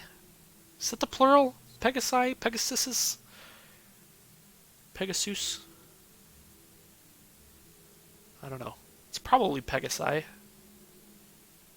It sounds kind of dumb, though. I feel dumb saying that. Alright, 3 cards in hand, 5 mana. Here comes Daxos, Blessed by the Sun, to gain them some life. Yeah, see, Daxos just, like, shows a sword, and there's a small little thing. Timuret does so much more. I'm just gonna keep calling back to that every time I think about it, and I think about it a lot. It haunts me at night. Iroa's Blessing. I guess it haunts me during the day, because I work overnights. I don't sleep till daytime. Alright, Iroa's Blessing. Well, who's dying? I have no mana. one of my chimeras. Rest in peace, chimera friend. I only have one card in grave. Polukratos is not coming back anytime soon. Alright, all the flyers coming in for 6.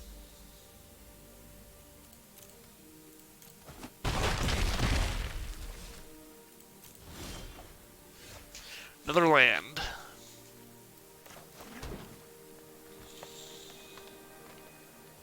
Do you have enough mana to Grove Dance once and save up Farrakha's Libation? Farrakha's Libation is really bad right now.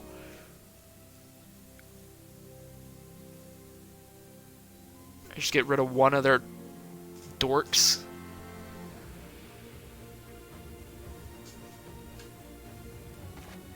Oh boy. I think we still kind of just gotta do it.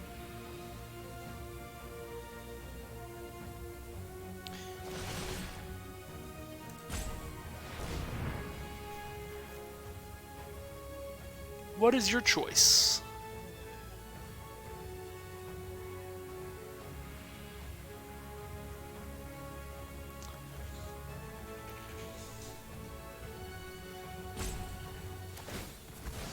Alright. Sack one of the 2/3 flyers, the one that can't get flying and lifelink. I think I'm gonna have to give flying to my Chimera then, as a blocker.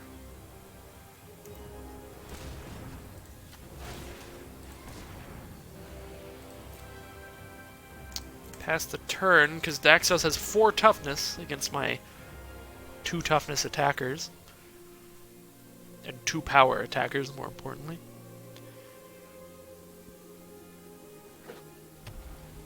Another land for our opponent, leaving them with 1 card in hand. Laguna Band Storyteller, really good here. That's going to put their Iroha's Blessing back on top, gain them 4 life, and allow them to kill another creature.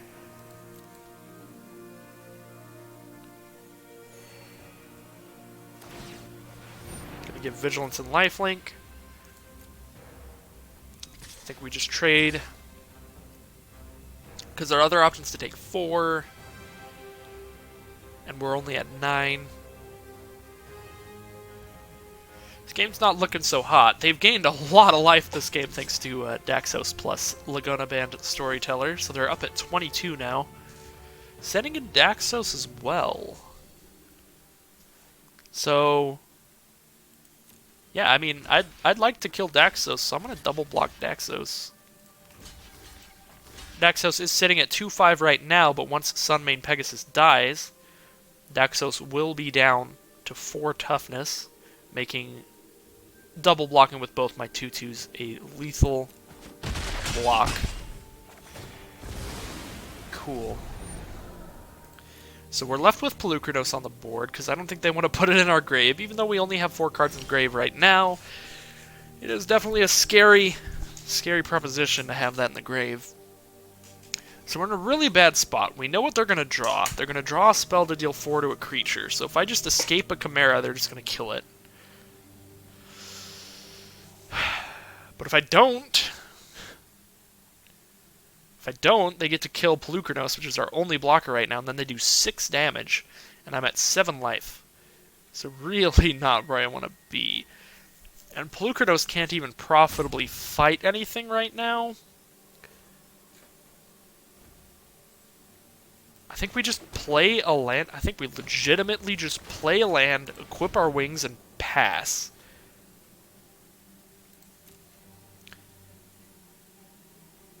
Because I only have 4 cards in my grave. So if I cast a Chimera from my grave, my entire grave will be gone. Because Chimera will be on the field, the 3 other cards will be exiled. Then I won't be able to play a Chimera again next turn. Yeah, I think I have to actually just pass.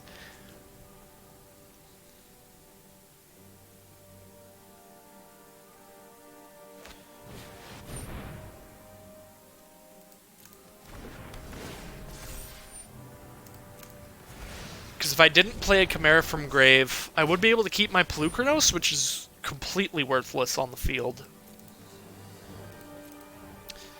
But then I wouldn't be able to cast anything from my grave after that. So I would just be 100% on that top deck, where now I can definitely cast a Chimera from grave, which can trade with one of their things if I top deck something that can block a Storyteller. So I'm still all on the top deck, but not as much all in. The top deck is a swamp. So we are dead.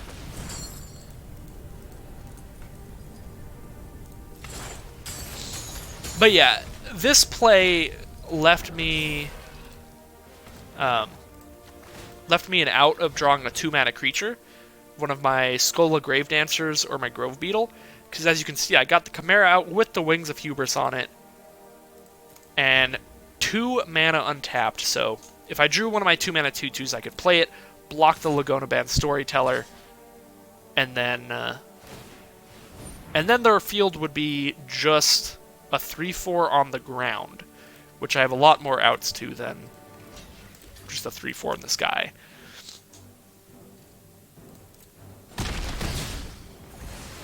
Plus, I'd have a few cards in grave to be a little closer to casting a Chimera again. So then if I drew like my 3-mana thing that lets me mill a bunch, I could play Chimera again, and then that would be my out to the 3/4. I don't know. I think that was probably the right play at the end there, but we did get destroyed. Definitely got destroyed by the Boros aggro deck. Tons and tons of removal. And synergistic ways to use the removal. Since the removal was auras, being able to use those Transcendent Envoys to make them cheaper, being able to use the Laguna Band guy to put them back on top, was very powerful. I'm going to go ahead and keep this 7. We obviously don't have any black mana, that's a little bit of a problem.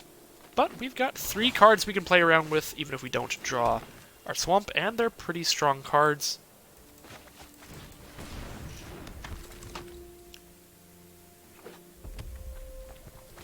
Let's see how it goes. Discordant Piper will start things off for our opponent. Destiny Spinner is our first play. Hits them for 2. They choose not to block with the Piper because it would just be a chump block. They'd get a goat out of it, but would not trade whatsoever. We're just going to take the 2 from their Piper. We draw another Forest, starting to get a little bit worried about the mana spot. We can just play this Wings of Hubris pre-combat, but I don't know what kind of flash creatures there are in this set, and I'm kind of interested in finding out, so I'm just going to do it post-combat. I don't know, we'll see. I'm gonna give my Grove Dancer flying. Spread out my threats a little bit. Aspect of Lamprey. Give their 2/1 lifelink and make me discard a couple cards. Alright, I'll discard these black cards that I can't cast anyway. Stuck with just a Final Death in hand. I do have 4 forests on the field, so I will be able to cast it if I draw a single swamp, just like the rest of the black cards in hand. Did not draw a swamp, so we're going to do 4 to our opponent. They're down to 12. We are stuck with Farrakhan's Libation and Final Death. So just some removal in hand. Underworld Charger in grave as well. And the Akroan War is probably going to steal this game in our opponent's favor.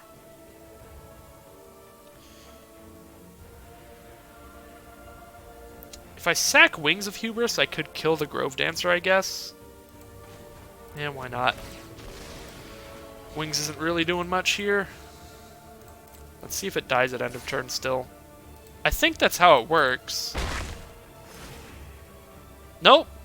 Cool. So I sacked my Wings of Hubris for nothing.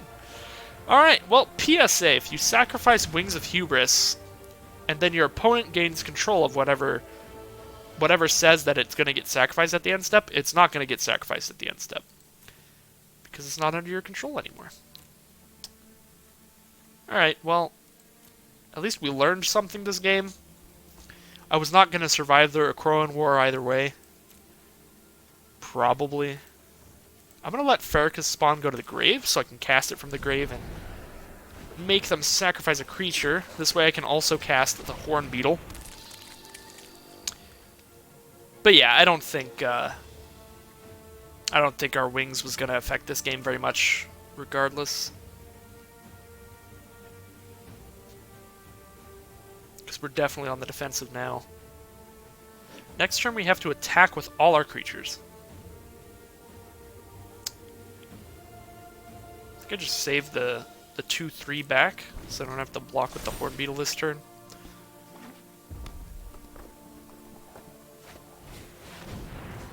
Oh my god. Light Breath, Catoblepas. Let's just get rid of their lifelink. So I took that trade there because they're going to force me to attack this turn, and then the third form is going to deal damage to each tapped creature equal to its power. So no matter what, Horn Beetle's dying next turn. So I might as well get the trade out of it, get that little bit of value out of it. However, they do have a goat now. But if they didn't have a goat, they'd have a 2/1 they could sacrifice to Farrakhan's spawn. So either way. Play Underworld Charger, but that doesn't block, so it's not great. I will get my Grove Dancer back, luckily. Which is pretty good, actually. I think I just pass, actually. Because I don't want to play Farrakhan's spawn later, but not really while they have a goat. It doesn't feel great. I think I'd rather Final Death this turn. Soul Reaper of Mogis. Can start stacking creatures to draw cards. They want to trade with Grove Dancer. Alright, I'll block and use the ability twice. And I'm going to get ready to start escaping. Hardcore.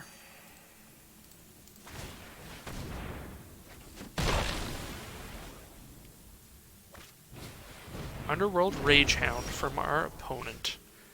We got a Chimera and the mana to play Libation, so we can make them sacrifice their actually good enchantment creature here, which is pretty exciting. I still don't really want to do it right now, because I'm really hoping they sacrifice that goat to draw a card, but they know I have Farrakhan's spawn engraved, so they're probably smart enough to not do that. We'll see.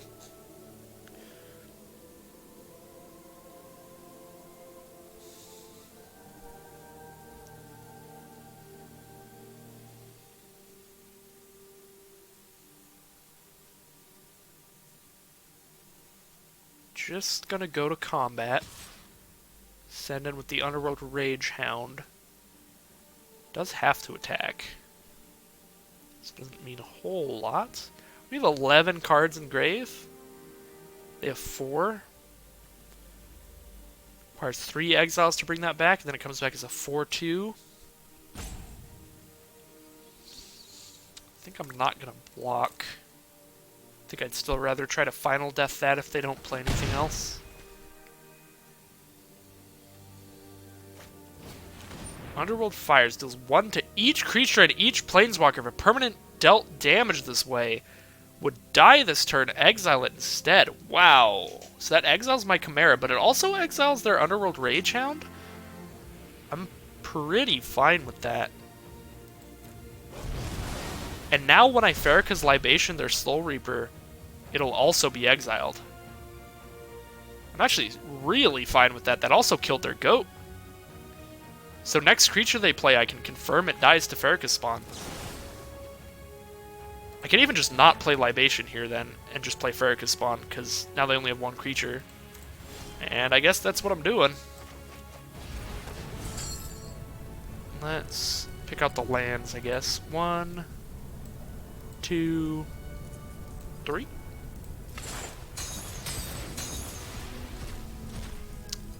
That'll get him to kill the Soul Reaper. They do get to draw a card off of it. I believe it can sacrifice itself. Yes, it can. See what they do here. Yeah, I'm very, very happy with the Underworld Fires play from the opponent. I guess they really wanted to kill our Chimera.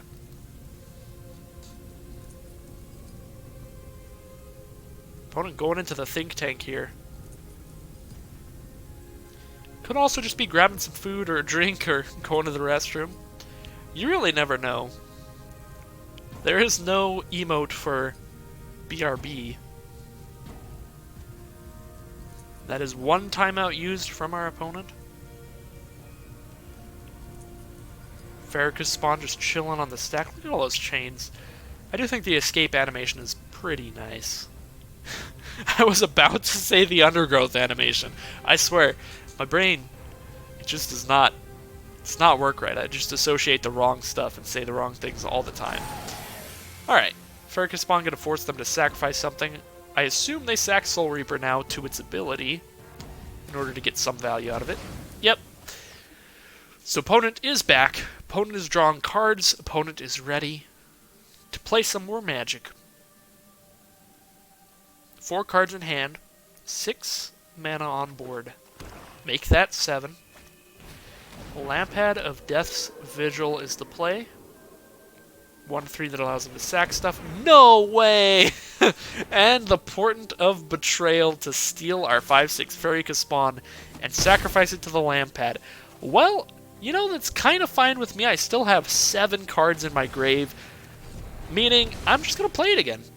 Get rid of your Lampad.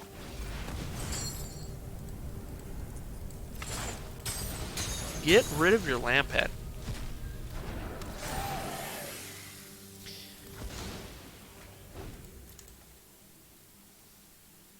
So I did exile my 2/3 dork there. There's only 1 card in my deck that can return like any creature from my grave, so I'm not getting too concerned about the way I exile my graveyard stuff. As long as I have like a creature in there to bring back, which will be the Grove Dancer if I draw my Omen of the Dead, I think I'm fine. 17 cards left in library. Why do I have mana floating? I was trying to use this mana. Exile target creature. I can... Oh, no, I can't. Farrakhan's Libation can only target opponents. Target opponent sacks creature, or target opponent sacks an enchantment. Man, I actually kind of wish I could target myself with that. Alright, well, I guess I'll Relentless Pursuit. Because, yeah, that would have been one of those few times that would have actually been good to target yourself. Just pick up a Chimera. There's nothing on the board, so dropping a Chimera as a 5/2 trample lifelink should be really nice. We also don't have any Chimeras in our grave because they exiled our last one. So we don't have anything insanely spicy to Undergrowth. I suppose Underworld Charger is pretty good.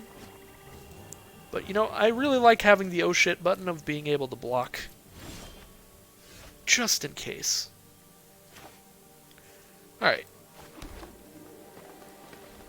8 cards in grave. 5 mana to bring that back. I think I'm just going to play Chimera. This allows me to save up the mana for Farrakhan's Libation. And give it lifelink in the same turn. Farrakhan. Once again, not really sure how to pronounce it. I think an M19 or an M20 and an Eldraine. I think overall, most of the pronunciations I was somewhat confident in. Oh. Alright, I'm going to do another thing for science. I believe if I kill that in response to its trigger, they will no longer have enough devotion. So I'm killing their Blight Breath Catoblepas before its ability that gives -X/-X where your devotion to black resolves. Alright, sweet. So that actually works. But sacrificing the thing in response to the Akroan War does not. Alright, I've got it on record. I'm learning now. Just keep exiling non-creatures for the most part. As long as I do that, I'll be fine. We can move over the Shadow Spear because we have nothing else to do with our mana. We only had 4 mana untapped after playing Underworld Charger, so not enough to save up Final Death anyway. Alright, they're at 12. Get in there for 10 and gain 6. Pretty nice. Down to 2 life for our opponent. Alright. We got the win.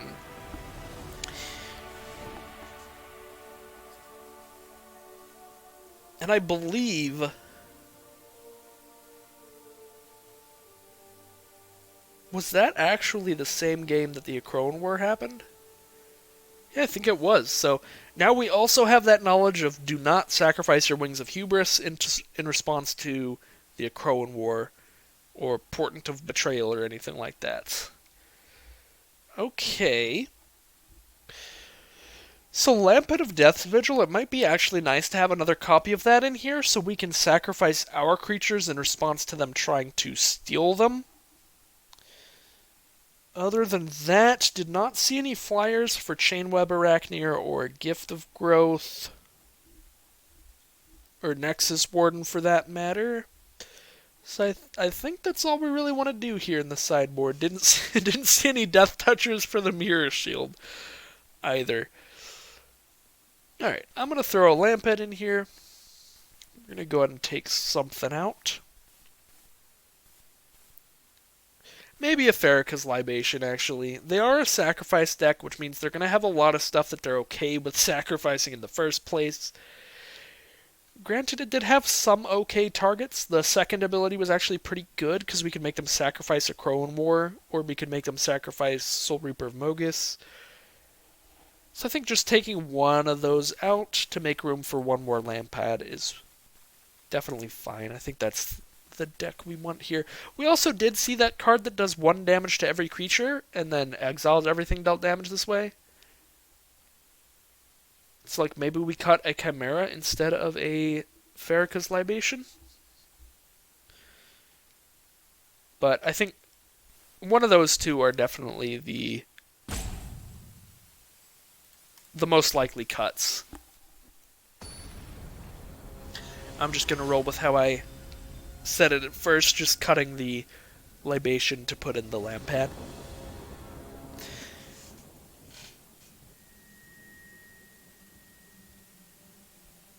Because, to be granted, the one time they played that thing that did 1 to everything that exiled it, it actually worked in our favor pretty well. So, it seems like they have a decent amount of 1 toughness stuff as well, so I'm not too insanely worried about getting, like, 3 for 1 by that card. Alright, so we've got a really good hand here, because you can play a Nessian Hornbeetle on turn 2, and we can play a Voracious Typhon on turn 4, and start putting counters onto our Hornbeetle. Should be really nice.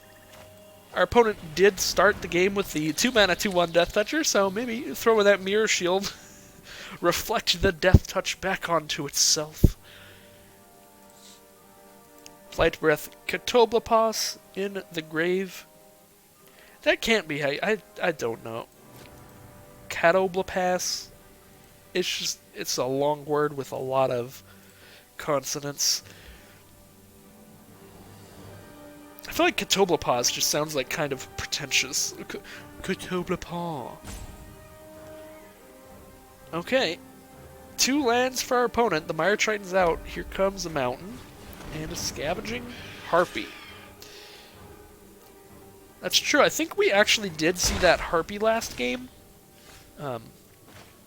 I think it got, like, milled. So Chainweb Arachneer actually another option. We could put in the Chainweb Spider instead of one of the Chimeras. Just cut 1 Libation, 1 Chimera. Split it right down the middle. Playing my Grove Dancer instead of my Wings here because the Wings aren't going to be super effective. I am going to trade the Mire Triton for the Grove Dancer.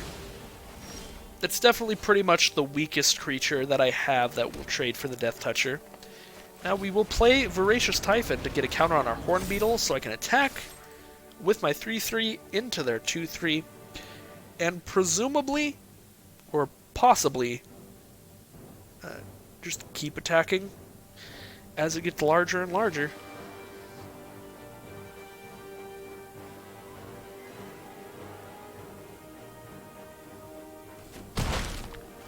Alright, opponent down to 19, I'm down to 16. No flyers out currently, but whenever I really need something, I can drop down that Wings of Hubris. This is going to be a difficult discard here, because I'm definitely going to discard the land, but now I have to choose out of 3 cards I actually want. I want the Wings to be able to block their flyer when it gets scary, which is kind of now. So I think I definitely want the Wings. Farrakha's Spawn... I guess Farrakha's Spawn isn't really that insane on board. We really want it in the grave more. So I think we're okay discarding that one. Relentless Pursuit I do think I really want here, though, because I'm going to want to refuel after they make me discard my hand, as well as fuel our graveyard for escape. Did I call it Undergrowth again? I don't know. I probably did. It's not great. Okay. I think I'm going to Relentless Pursuit this turn. Probably Relentless Pursuit into Grove Dancer. So let's just go to combat first. We can actually just outrace the lifelink if they can't deal with our creatures, because they are beef right now. With 2 4/4s. Alright. Relentless Pursuit. Hope to pick up a basic land and a creature, and we did. And it's a 1/3. It's the 1/3 or the can't block escape card. I think I'd rather just put the escape card in the grave, grab the 2-mana 1/3.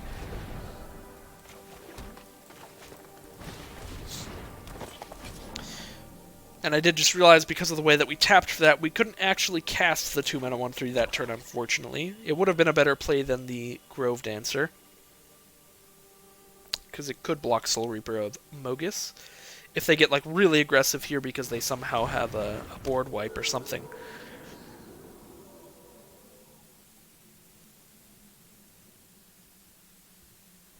But as it stands, just playing an Oread of Mountain's Blaze, they're probably not attacking, and they didn't. Just the Scavenging Harpy. Okay. Do we have the fuel for Farrakha's Spawn? We definitely do. We have 6 cards in grave. Farrakha's Spawn only requires 3 other cards. So, probably just play that. Like now? Doesn't seem bad at all. They're probably just going to sacrifice the 1/3.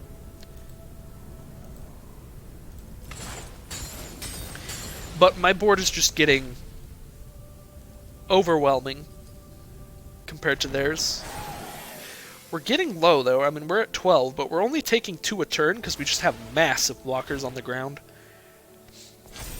And the second that we're too low for comfort, we can just drop the Wings and save 1 guy back. I think we're in a very good spot here. Opponent is also down to just 1 card in hand, with a smaller board, both in numbers and size. A Crow in War, that's not good for us. That's definitely not good for us. They're going to gain control of whatever creature they choose.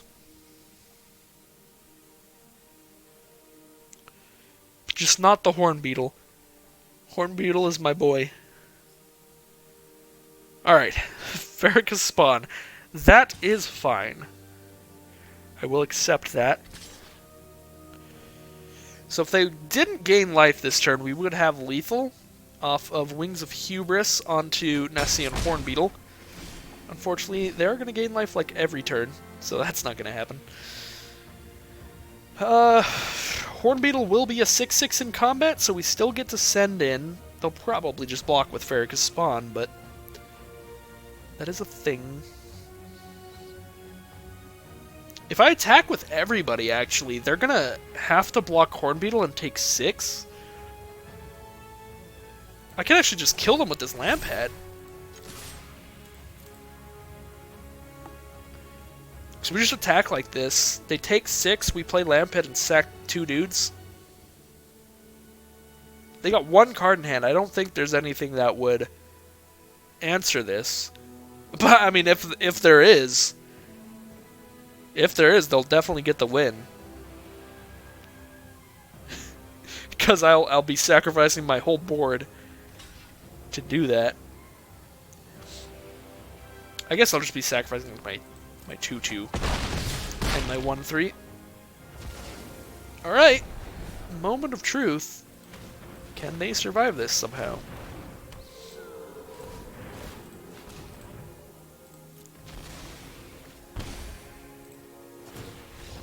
Alright. That is a concession. That is no way to survive the land pad. So that's the other sweet thing about the land pad, is it can just cheat away that final few damage with very little recourse from your opponent. So very nice. 2 wins and 1 loss with this draft deck so far. 1 loss will kick us out of the running. And, well, we still need like 4 more wins to make it all the way up the chain here. I don't think that'll happen, but we'll see if we can get 1 more win. Do above average here. 2/2 obviously would be the exact average. So at least we got there. Opponent has to mulligan here.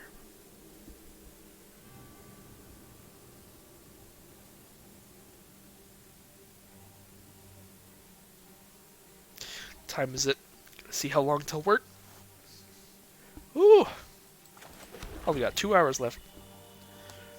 I highly doubt this draft is going to take 2 more hours, but with traditional drafts, you kind of never know. They can go quite long with the 3 game rounds, especially if you win a lot. Alright. My 2/2 got Myers grasped. Very sad. Rest in peace, Grove Dancer. Here comes Lampad. Lampid. Once again, that's another thing. It just sounds weird when I say it. Timoret is calling the dead again. We definitely saw this card earlier. Makes a 2/2 zombie on both of its first 2 forms if you're mildly lucky. And then the 3rd form lets you scry equal the number of zombies you have and gain that much life. I think I actually just play a 3/4 here. And pass.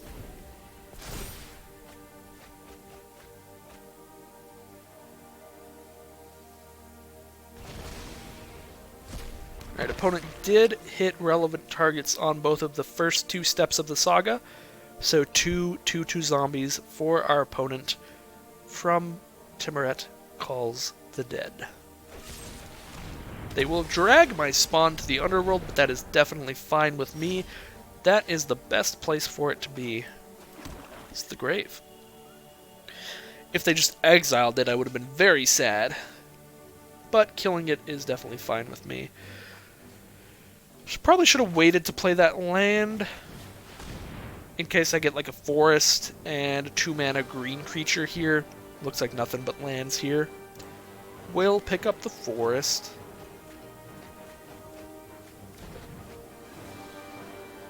Pass the turn. Just sitting here with a 1/3.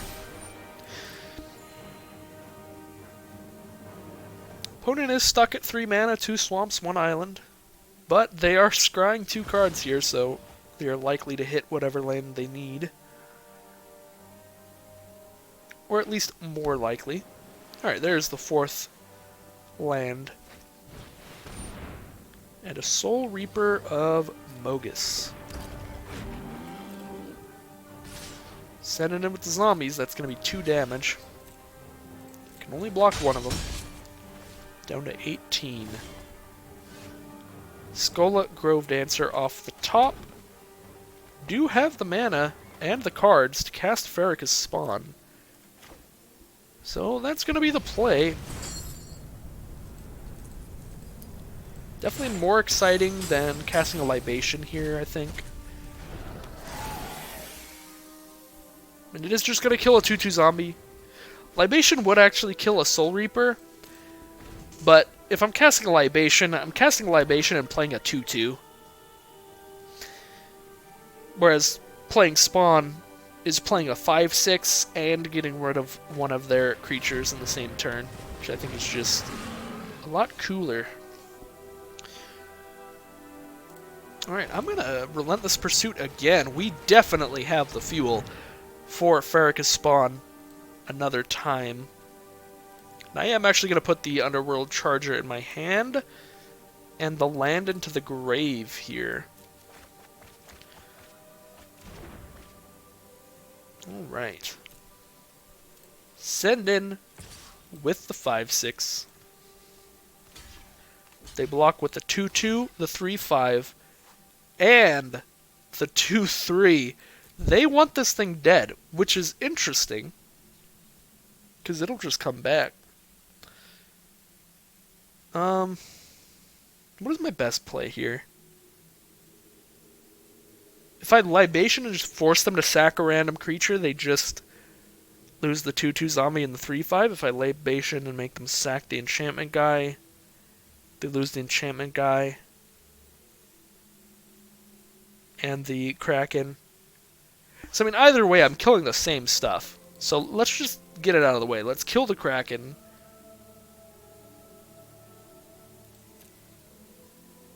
And then Libation the Soul Reaper afterwards, I suppose.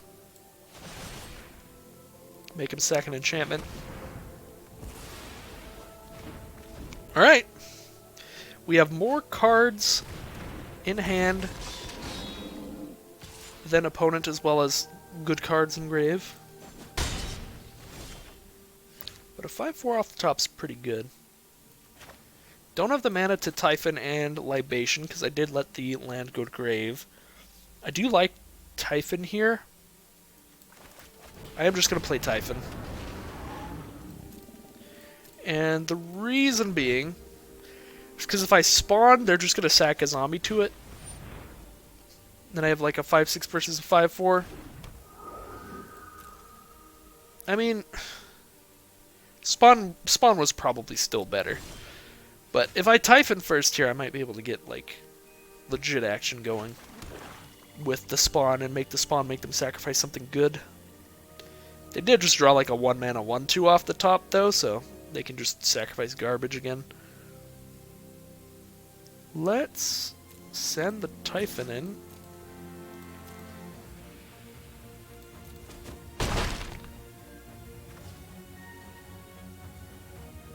Seven mana.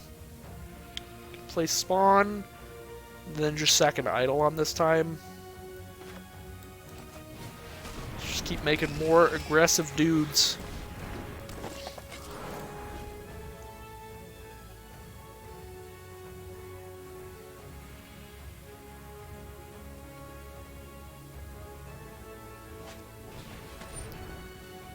Fruit of Theros. We're going to lose 2 life, and they can escape that later in the game for 4.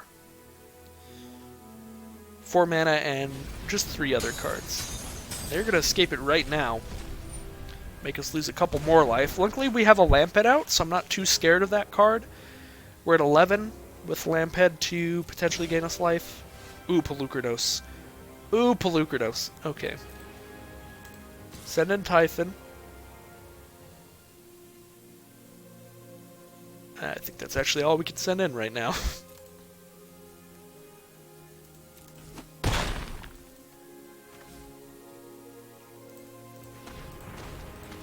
Now we get to drop Pelucranos. We have the mana for Libation or a fight,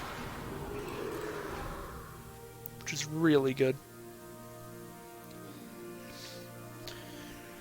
We probably could have just dropped Pelucranos main phase 1 and then just swung with like everybody, and like no blocks could go bad for us at all there, since we had the mana to fight.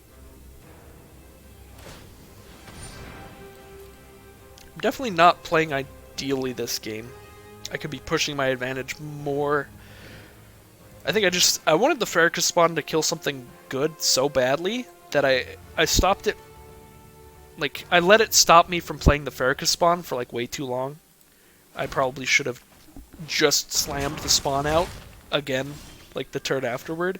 And then we'd be in an even more aggressive lead at this point. I will go ahead and play the spawn now, though.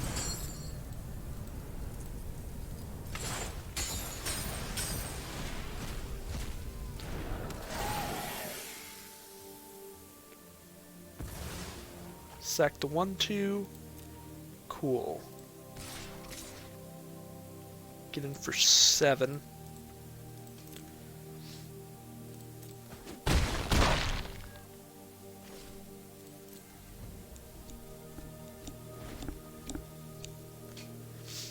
Opponent does have an Entrancing Lyre out, so they could have tranced our 5 power thing, but then they wouldn't have any mana left for anything else.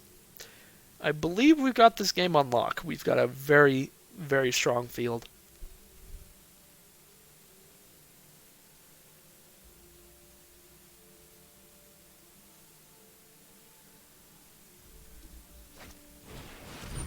Blight Breath, Cthulhu Paw, gonna give -2/-2 to probably a Grove Dancer.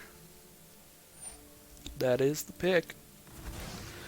Opponent is at 7. They can block our 5 and our 4 and take 1, 2, 3, 4, 5 plus a load of damage from Lamphead. So, we should have lethal this turn.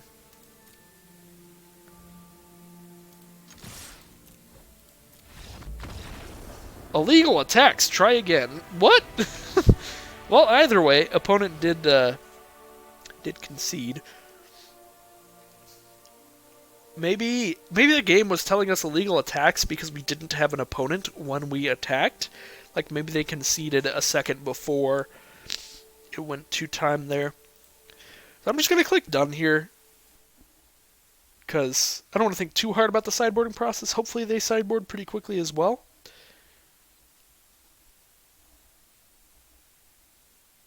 I'm going to try to speed things up a little bit here.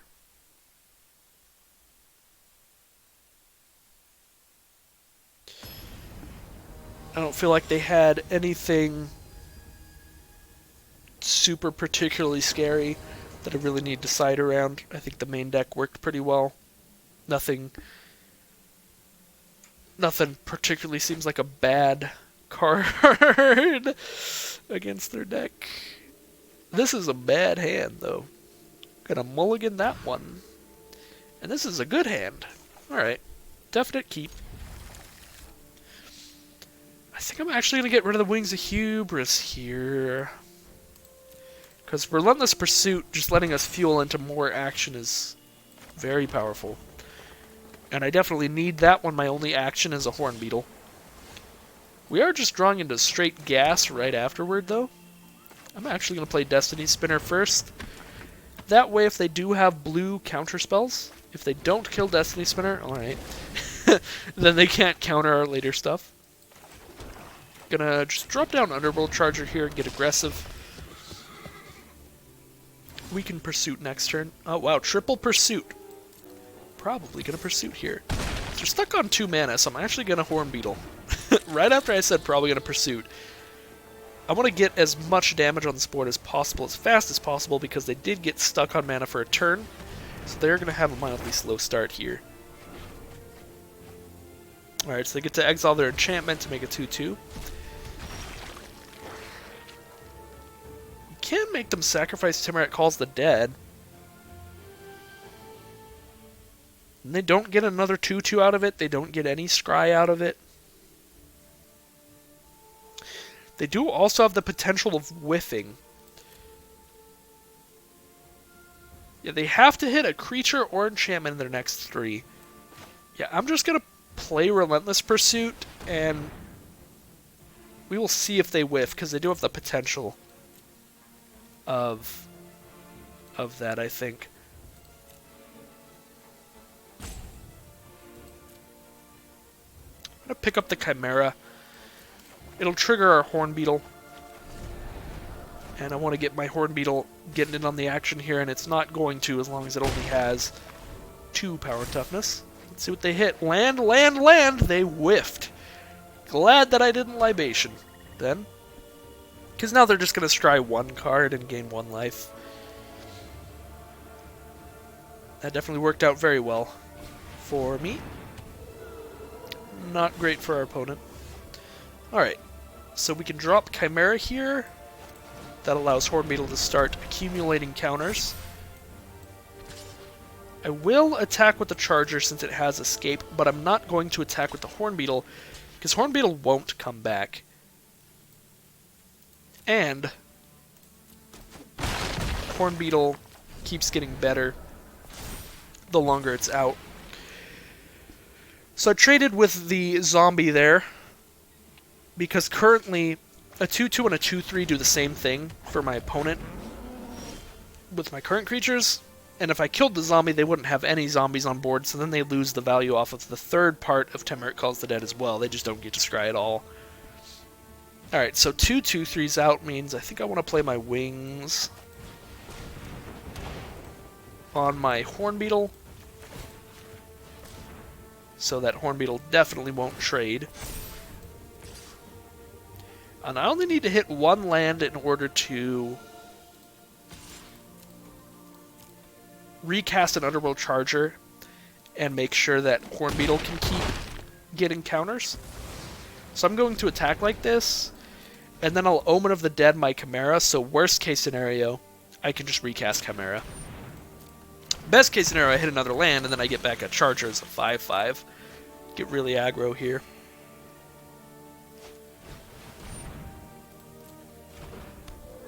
Lots of stuff from our opponent.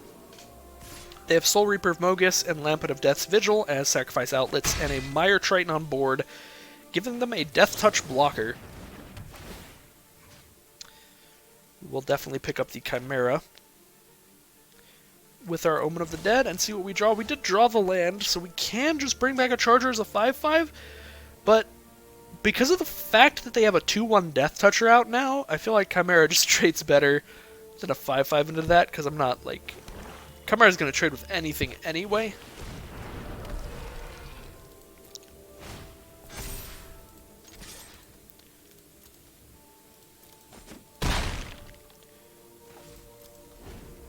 Whereas losing a 5-5 to a 2-1 is much sadder. But yeah, I like this play as well because they're both accomplishing the same thing. They're both just going to straight up trade for that 2-1. If and when I attack with them. And they both allow my Horn Beetle to get its counters. Ooh, they're going to just send in with the 2-1.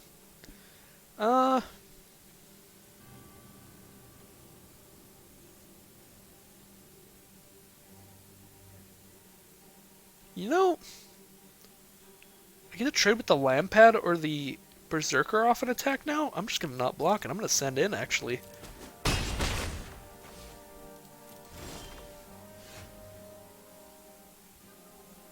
Alright.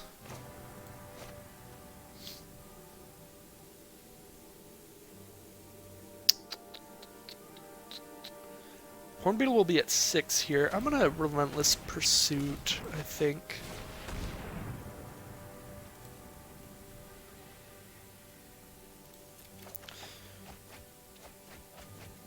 Libation gets like close to lethal, but not quite, because they still have a blocker. Same with sacrificing Wings of Hubris. But they already can't block Horn Beetle anyway for that one. Alright, we're just going to send everybody in. We don't need any more counters on Horn Beetle. Chimera can just trade with something. Get it out of the way. So even if I lose this Horn Beetle,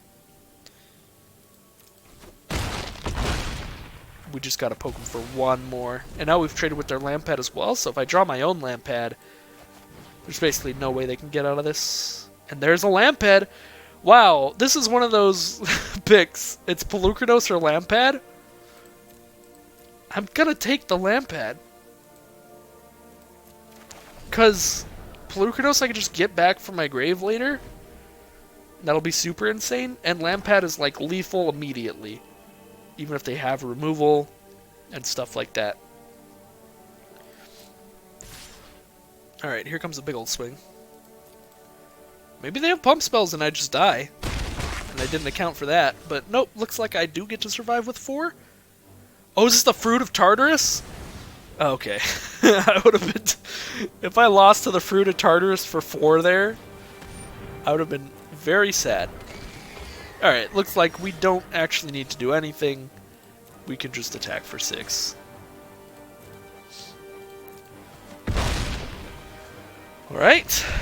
Well, that match went really well for our Golgari Escape deck. just kept having tons and tons of value, just being able to constantly escape cards, constantly drawing off of, I want to say Gift of the Gargantuan, but that's not what it's called. That was the old version. And hey, that's 3 wins, which means that we're at 1,500 gems and 4 packs.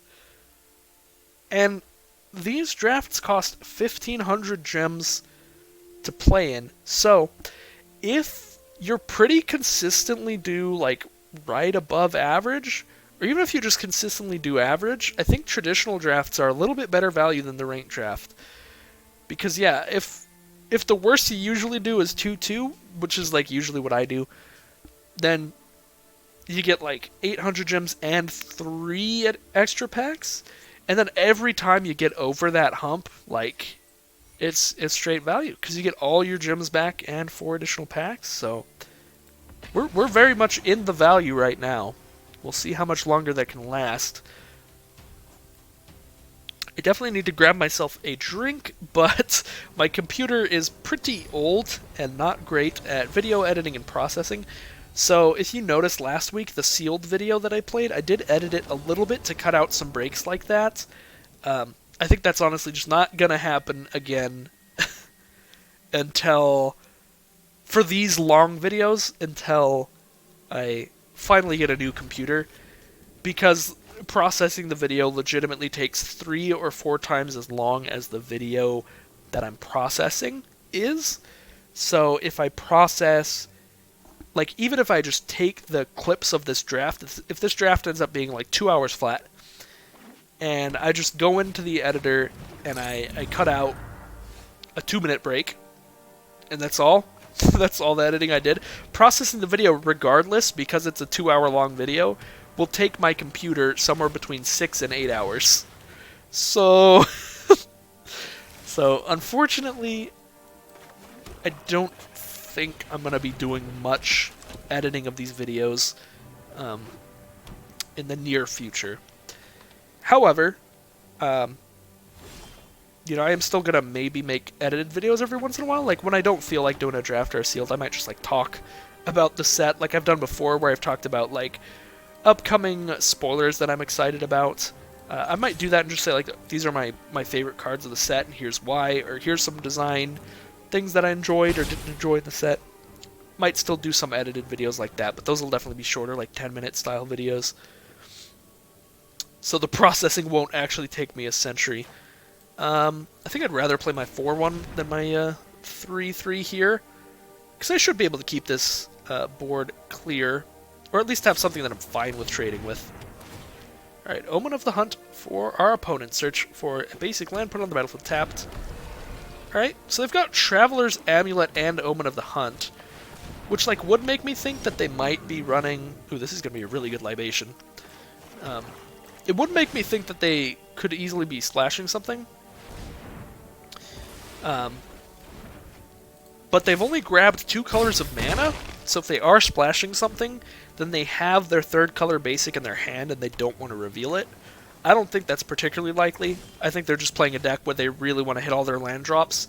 Probably a pretty high curve. Alright, so if they have nothing else, they are going to die in 2 swings. So they're probably just going to scry this turn. I'm actually just going to save all my mana for a final death here. Because if they're a slower deck with a bunch of ramp cards, Traveler's Amulet, Omen of the Hunt, the only creature we've seen has been a 5-mana creature, I think it's somewhat likely here that their solution to this threat is going to be just playing one really big creature. And if they do that, we can final death and just win. And that looks like it might be their plan. See if we can win. Alright, get rid of the creature. That's the scoop. So very fast game 1 there. We did get to drop out a decent creature turn 2 and turn 3 and just keep the aggro on just killing all of their creatures that they played later, thanks to them just casting creatures after we already had stuff on board. So for this matchup, we did see multiple ramp spells, All of their creatures we saw cost 4 or 5 mana, so we want to try to hone in on being as aggressive as possible. Whereas in one of the earlier matchups, we tried to make our deck as slow as possible with stuff like Nexus Wardens and stuff like that, and lost anyway because their deck was better than ours. It was very well drafted. But yeah, here we're going to do the opposite. So we're just going to throw in our... Well, we actually don't have anything really to throw in to make our deck that much more aggressive. We did see a flyer. It was a 3/4 flyer, so if we bring back an Arachnir from the grave, we can kill it. So I actually do still like Arachnir. Pump Spell will make your deck more aggressive on average, so I'll throw that in as well. And I think that's about it. So now we just got to take out stuff that's better for a longer, slower game.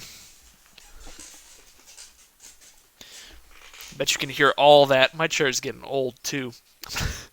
I gotta get a whole new office setup at some point, but money's a thing. Alright. Lampet of Death Vigil, Omen of the Dead, Shadow Sphere. I like all this stuff. Maybe Omen of the Dead is more for a slower game. Same with one of our Relentless Pursuits? We just tone down on the card advantage and focus more on just speed. Seems fine. We can run it like this. Maybe everything will blow up in our face and we want our card advantage back in. But, judging by that first game, this deck should work fine. I mean, it's basically the same deck. We're swapping 2 cards. It's not like we're doing rocket science here. Alright. Pelucranos. Nessian Hornbeetle into Pelucranos? Don't mind if I do.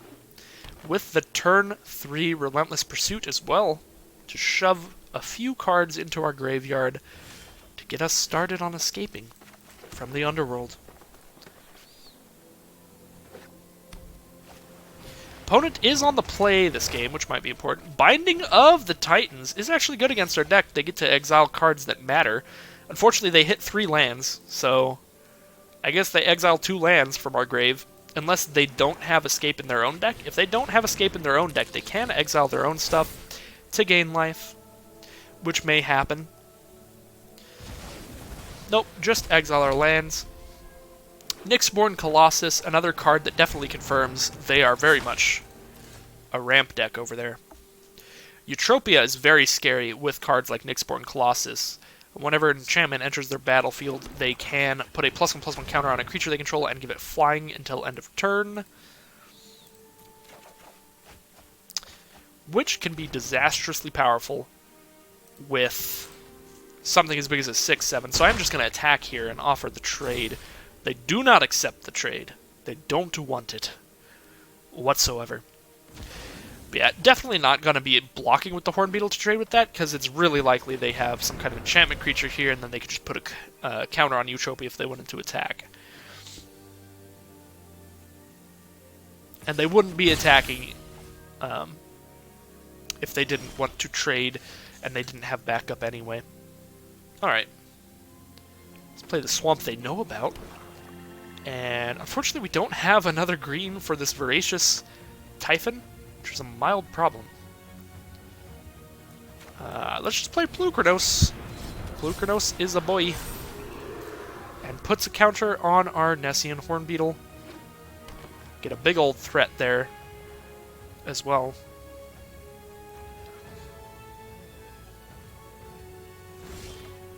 Alright.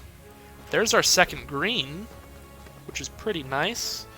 So if they double block or if they have some kind of pump spell they can trade with our Pelucranos, we do have 4 cards in grave, we only need 6. So I think an attack is definitely fine here. And even if they do have the pump spell or some kind of trick here, saving our mana up and just attacking allows us to also fight through whatever kind of nonsense is coming. So like if they block and they try to give like +3/+3 or something, we could just spend 3 mana and be like, yeah, we'll just deal damage to each other before you get bonuses. Alright, so they're going to block with Chimera, turn Pelucranos into a 2/2. If that's the case, I think I want to try to trade with Eutropia. They could also still have a pump spell, though. And now, Eutropia wouldn't die if they had a pump spell. Maybe I should have fought before we dealt damage to the Chimera, because I only needed 1 toughness, or 1 power to be able to trade with Chimera. Yeah, I'd say that's a mild punt there. If they did have, like, +3/+3 till end of turn, I probably should have dropped the Arachneer. I don't have anything that I can discard this with. So yeah, we might as well put it on the board and just try to chump block with it sometime to be able to recast it. As it stands, it doesn't really do anything at all, but we can't really get into the grave unless we put it on the board. Anyways, yeah, I do think it would have been better to just fight during combat there if we were going to fight Eutropia either way. That way, even if they had the +3/+3 and reach pump spell, oh my god, they really just sideboarded in a lot of graveyard hate. That feels bad. That or they just had it main deck, which can happen. But yeah, if they had the +3/+3 spell, we would have fought with that. Plukerdos would be a 1/1, but it would still kill Eutropia. And then it would still kill the Chimera, because Chimera only had 1 toughness. Alright. Or the other way around, if they pumped the Chimera, we would still kill both creatures. Here's a land. I guess we definitely play one of our 4-power creatures. If I play Chimera, I can play Chimera and Arachneer, or Chimera and Charger, so I think that's probably better than just a single Typhon, because either way I play it, I get my 4-power on board to help with my Hornbeetle. Hornbeetle to 5/5. Eventually, Hornbeetle's going to be bigger than that 6/7 chilling in their hand.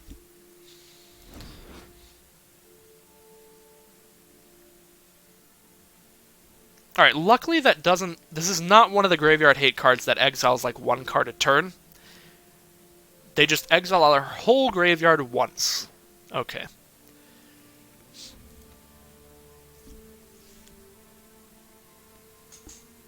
But I do believe they can do that to just like counter an escape trigger or something. That would be sad.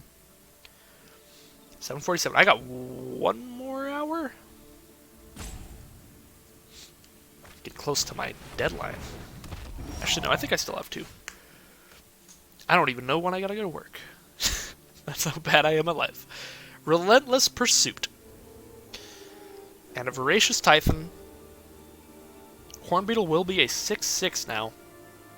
If I Relentless Pursuit, I think I want to just keep this Relentless Pursuit because I want more fuel to be able to put in my grave after they screw it over. We're at 19 cards in deck. We just gotta find a way to get through this Colossus, and then we'll be good. None of my creatures are going to get through the Colossus by themselves. We need a removal spell to do that. So, I think we just wait for Hornbeetle to be big enough to get through the Colossus, or draw a removal spell. Because Hornbeetles are our only creature that could potentially get through. I suppose our removal spells are all just opponent sacrifices a creature, period. So if they get rid of our Hornbeetle, then we're going to have some problems. Because our only stuff that'll be bigger than Colossus is recasting Typhon from the grave, which is not going to be possible as long as this Lantern is on the field. What is this? Excuse me. Trade Chimeras? What, do they have something that like untaps their dudes? Because they're at 18. I have lethal on board if they don't have another creature here. If I just don't block anything. But that's probably it's probably a bit risky to just take 11 to the face.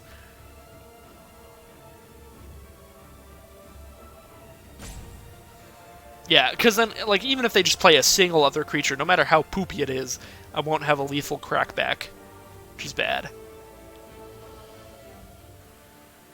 Maybe I just trade with the Colossus, actually. Just double block the Colossus. Yeah. Something bad is about to happen. They're going to have a pump spell or something that ruins my day.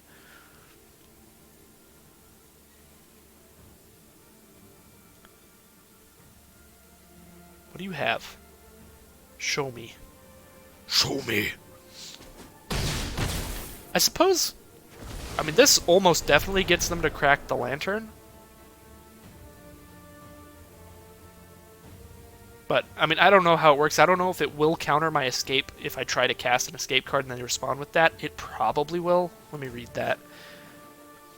You may cast this card from your graveyard for its escape cost. So it's still in your graveyard while you're trying to cast it, I think? Okay, no. Apparently... Alright. Apparently, if you cast it, it goes on, like, the stack from the graveyard, so then it's too late. That is why I assume my opponent would have done that. Alright. Definitely attacking with Charger, because it can't block. Probably attacking with Horn Beetle. Either way. Now that that's gone, let's fuel this graveyard up. Oh, yes. Oh, Farrakha's Spawn. Oh, if I had 6 mana right now, I would hug you. I guess my graveyard would... It would be exactly big enough thanks to Relentless Pursuit. Well... I don't have 6 mana right now, but I still think I want that engrave more. But then I just have like a Grove Dancer on board, which is whatever.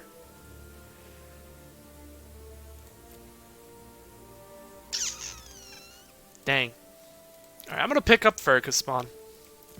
We're going to put a 3/4 on this board. And hopefully it dies at some point, because it'll be fantastic coming back from our grave. Just play all this stuff. Unfortunately, none of it is big enough to make our Horn Beetle bigger. It's just not quite there. Not quite that level. Opponent is down to 9, though. I mean, Horn Beetle's plenty big right now. 6/6. Relatively thick beetle.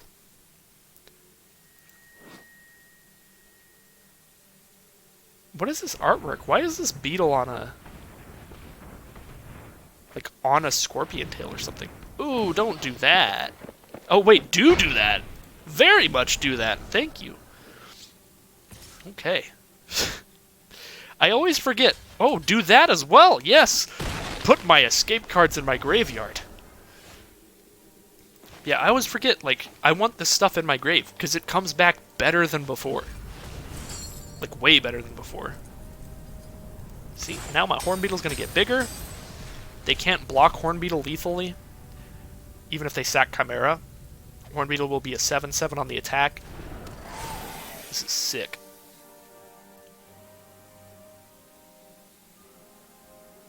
This card is so good. Farrakha's Spawn. Just fantastic. This is another one of those learning moment drafts here, where I'm like, this is the draft where I learned that Farrakha's Spawn is fantastic. It's actually just like the MVP of the entire deck. Like, it's just really cheap in terms of the amount of cards you have to exile to escape. You only need 3. And then you get a 5/6 for 6 that forces your opponent to sack a creature. And they just take it, go down to 2. Getting a little scared of a potential crazy crackback here. Looks like they're just gonna buff up their dude. Wow, they just... Whoa! Okay, so they had that. They didn't want to double block, though. They didn't want to double block and do the pump. They could have done that, and then I would have just traded for their 4/4. That would have actually been really, really good. That'd been pretty bad for me, but then I'd still have a 5/6 against a 3/4 on board. So I'd still have the better board. But I mean, I think it would have been better than this, unless they have something that makes them really want these creatures still around at this point. I don't know what that could be.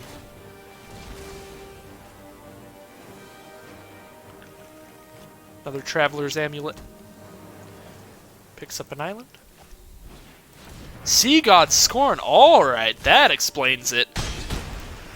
Card's pretty nutters. Could just win them the game here.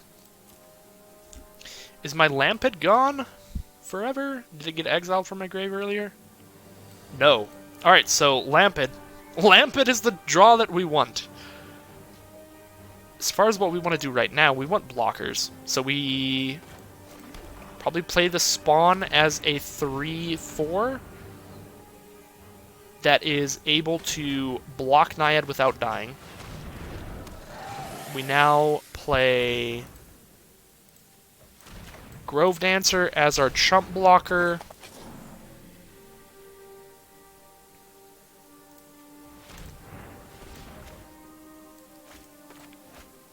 Two damage is lethal to them, period. So, whichever one of these I want, I think I'd rather have the one that can block just in case.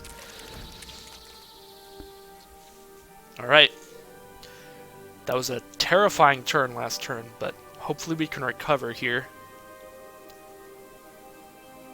We do have 2 cards in our graveyard, so we need 2 things to die if I want to bring back my Farrakhan spawn. We need 3 things to die if I want to bring back my Chainweb Arachnir. Because I need 5 cards in grave total, because this is one of those 2 cards.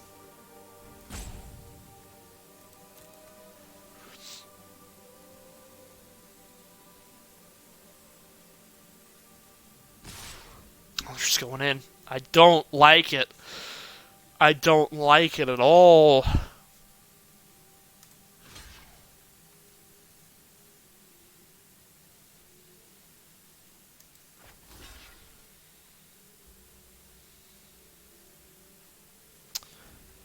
So if I just block like this, I can bring back spawn. Actually, I need spawn to die to do that. So I'd have to block like this.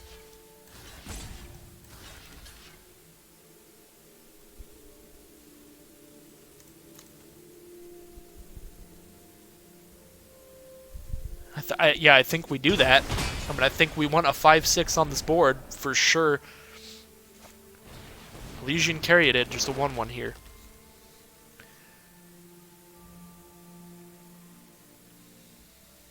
We do have 4 cards in grave, so if it goes to our turn...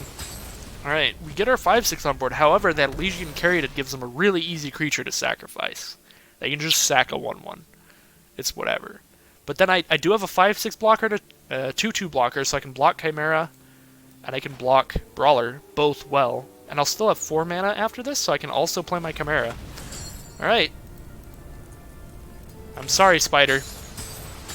You will never escape. It's kind of a brutal underworld. Everything's gotta, like, knock everything back down to escape. Oh, I can actually even just attack with Grove Dancer, and they are forced to block here.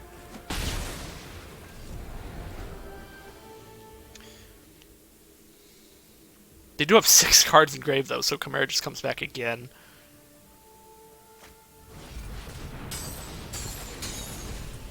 So probably should have just left it back.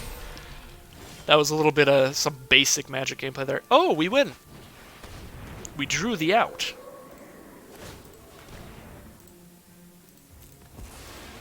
Alright. And the Lampid will confirm the game. Whew. That was the out that I mentioned a turn or 2 ago, but then I completely forgot that I had it, so I'm sitting there just like, oh boy, this game's terrifying. I don't even know if I have a really good out. Turns out, yes.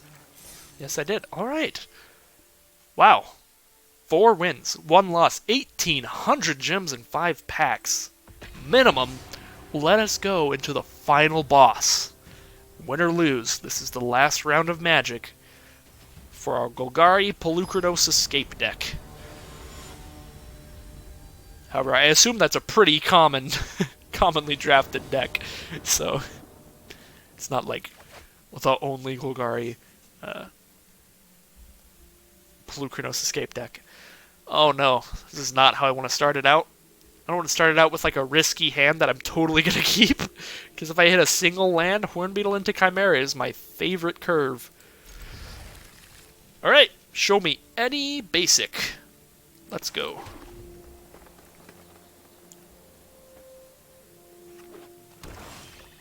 There we go. Alright. The fight has begun. Don't Myers grasp my Hornbeetle. My Hornbeetle is my best friend. Thank you. Let's get in there, Hornbeetle. Hornbeetle for my favorite card in Limited in the set. Probably just my favorite card in the set. I just love cards like this so much. I'm not going to trade with you. Gotta help out my Hornbeetle friend. Oh, and we drew our Swamp too. We drew our Swamp too. Well, we have nothing else to do with our mana except cast Wings. So do I want to give them both flying right now? I think the only flash creature they could really have is a 2/2 flyer anyway, so we don't really need to. Let's just attack. We'll just put both of the wings on the board instead. Wow, they're down to 9. We have both wings on board, so if they don't have a removal spell, we could put a Wings of Hubris on both of our creatures and make them both unblockable. Yeah, opponent is just done. Opponent is not having that curve. The curve was very fragile. If they had a Mire's Grasp or something like that, that hand would have worked out much worse for us. Unfortunately for the opponent, the hand was really good against a hand without interaction. Alright. I mean, I'll take it. We saw like one card. We saw a 2-mana 2/2, so I'm not really going to sideboard here. Let's just go. Not much to think about there. We did see that they're blue-black, so they probably have like counters and stuff, but we already have our one card that works against counter spells. Probably have some undergrowth. Oh, God, why do I keep calling it undergrowth? They probably have some escape. That's what I should say. God, these first two hands I am not a fan of in this one. I think we just keep this, get rid of the wings. Get rid of the charger, maybe? I don't know. Keep this, get rid of something. I mean, wings with Chimera is good. We definitely don't get rid of the lamp ad, because that's the only card I can definitely play. I think I'm going to get rid of the wings. I feel like, I mean, blue-black, they're going to have some chunk of flyers. So wings is not as insanely effective as it is in other matchups. Alright, Relentless Pursuit is a really good draw if we do hit one more land. Because that'll make sure we hit even more. Illyrios Enraptured. Here comes a 3/2 Reflection. And then when that dies, they get their 2/3 untapped. Am I okay with just taking 3? Yeah, I want to hit my lands. Oh no. Oh no! Oh, that's not what you want to mill at all. Alright, well we milled our only targeted removal spell. We milled our Shadow Spear, and we milled another Relentless Pursuit. That couldn't have gone worse. I guess it could have. This forest could have been another non-creature, non-land card. Wow, that makes me feel real bad for not just playing Underworld Charger. Timuret, chosen from the dead. God, I hate you, Timuret. I hate you so much. It's not even funny. I suppose I would definitely hate him less if I weren't playing Escape.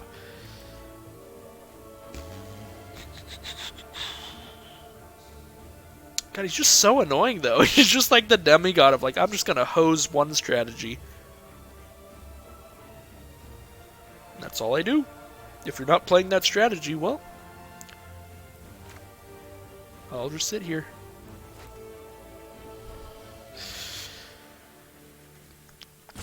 I'm gonna play the one that can block.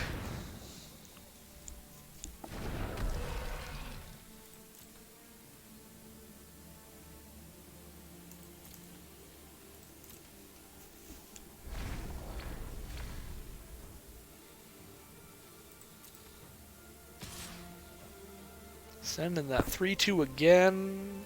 I think we're just gonna allow it. See if they want to trade Timuret for our Chimera, or see if they play another creature. Lamped. It's pretty good with Illyrios.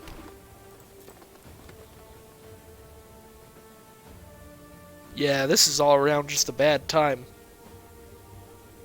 They have not played a single flyer, though, so definitely feel bad about putting the wings on bottom. Be in a better position for sure.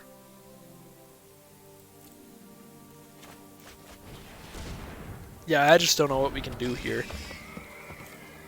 Certainly not much. Timuret is just going to stop us from getting insane value late in the game. Which is how we kind of try to do things here.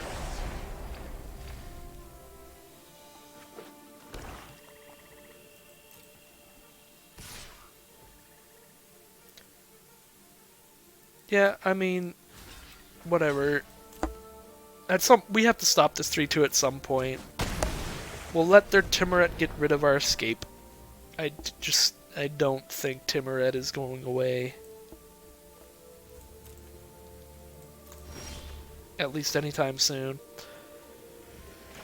Relentless Pursuit. Give us a good card.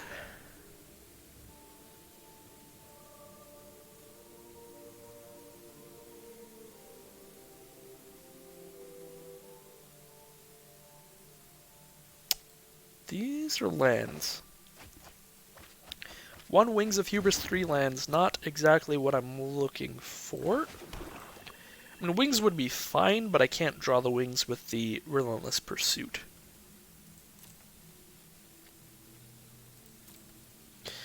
Well, this is an awkward game, because now neither of us really has aggro. Actually, our opponent does. My only actual blockers are Lampad, so I should have just sent in at this point. With the Underworld Charger. I forgot that it can't block.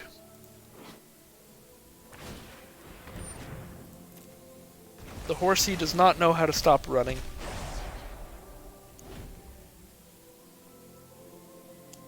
Yeah, probably should have sent in there, because, like, at worst, I guess I get to trade with a Lampad.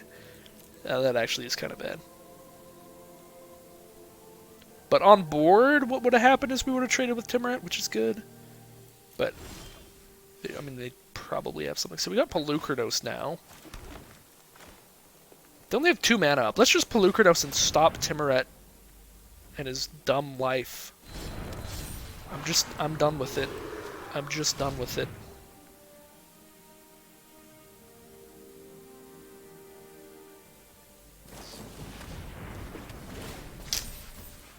I want to concede so bad right now.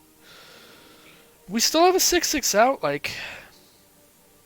Guess we just don't fight this turn. If they get enough devotion to black, that's going to be terrible. But that also... that Charlotte Mantle also means if they had that last turn, then we kind of would have just got with the Underworld Charger play. Eat to Extinction, the rare removal spell. Well, goodbye, Pelucranos. I have 0 good blocks now.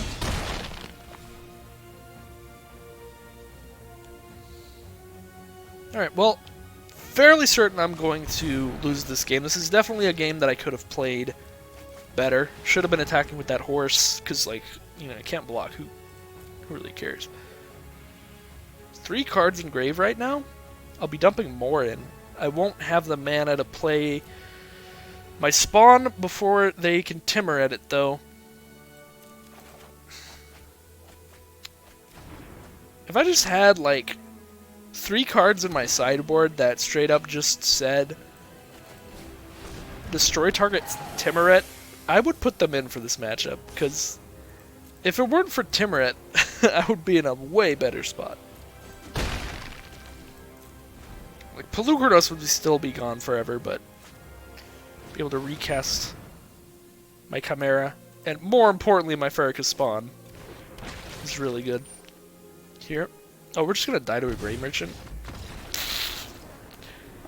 The exact 6. The disrespect.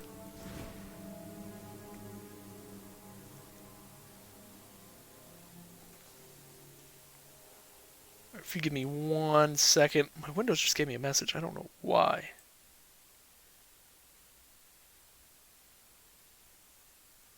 Alright, wow, it has been 3 hours. See, this is what happens with traditional drafts. If you go all the way into the final round, these are just major time commitment. Alright. This is going to be a long video. This is going to take forever to upload, but I'm going to do it. I'll just start uploading it tonight and just schedule it to upload tomorrow then. Alright. I don't have anything that kills Timorets, but I want it.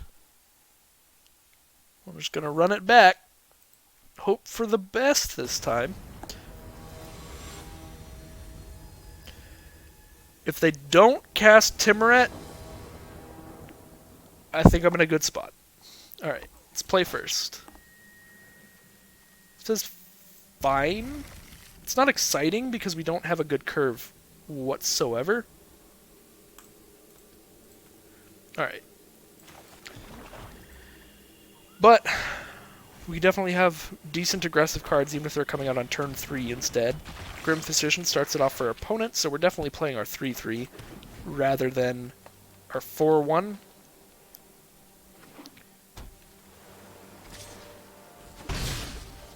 If we don't draw land this turn, I might just Relentless Pursuit to make sure we can hit Polukranos early. That's what I'm going to do. Wow. Glad I did that. I was about to just draw 4 non-lands. Was going to draw some Libation and Relentless Pursuits, which, you know, would be fine draws, but I need the land. The race has begun. Here's Polukranos.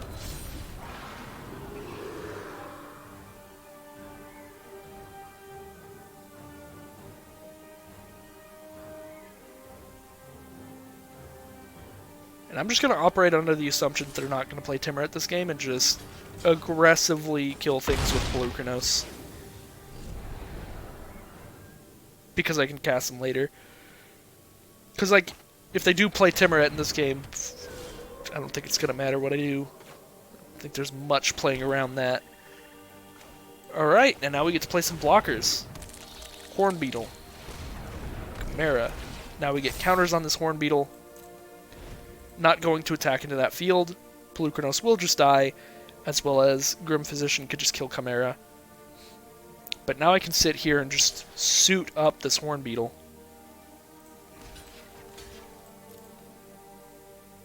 Keep trading with stuff with Polukranos. Starlit Mantle is definitely fine with me. We've got 4 cards in grave already. We're only 2 away from recasting Polukranos. And now we have a Final Death, exile a creature. We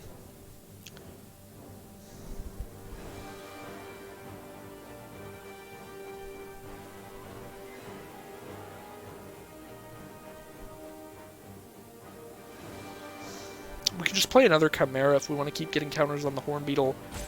I think we just save Final Death. We're actually fine with Chimera going to the grave because it makes Polukranos back sooner. So let's just send in the squad. So if they just chump block Hornbeetle, they take 4 and then get to kill Chimera with it. Which I think is fine. We just play another Chimera.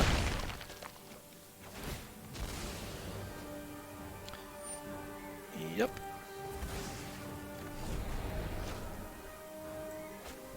Six cards in the grave. We need 1 more card for Polukranos. So I could also just, like, not play anything. Oh, I need 1 more mana, too. So I'm relying on top decking land for that play, so in that case, I will just play Chimera. If I had a land in hand, if I had my 6th land for Polukranos, I think I would just hold for Final Death, and just Final Death something to guarantee my 6th card in grave. If they played Timoret, that'd be hilarious. I'd just Final Death that dude right away, but... Oh, there's the 6th land. That feels bad. Definitely feels bad. I think we just save our mana for Final Death, and if they do some kind of crazy block here, like... I'm going to have 5 power toughness, so like worst case scenario I can exile Naiad and win, even if they triple block. I can win the battle.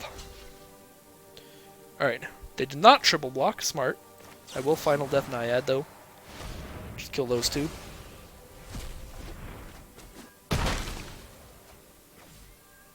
And land. Now we can pull Kratos next turn, because we've got our 6 cards, thanks to Final Death. There's the concession from our opponent. They were stuck on 3 lands that whole time, which I forgot to mention until now, but that was definitely a contributing factor to that victory.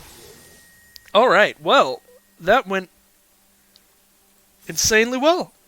We made it all the way to the end. That's 2,100 gems and 6 packs. And we got the 1 loss, which means we got to play 6 rounds, the maximum number of rounds you can play.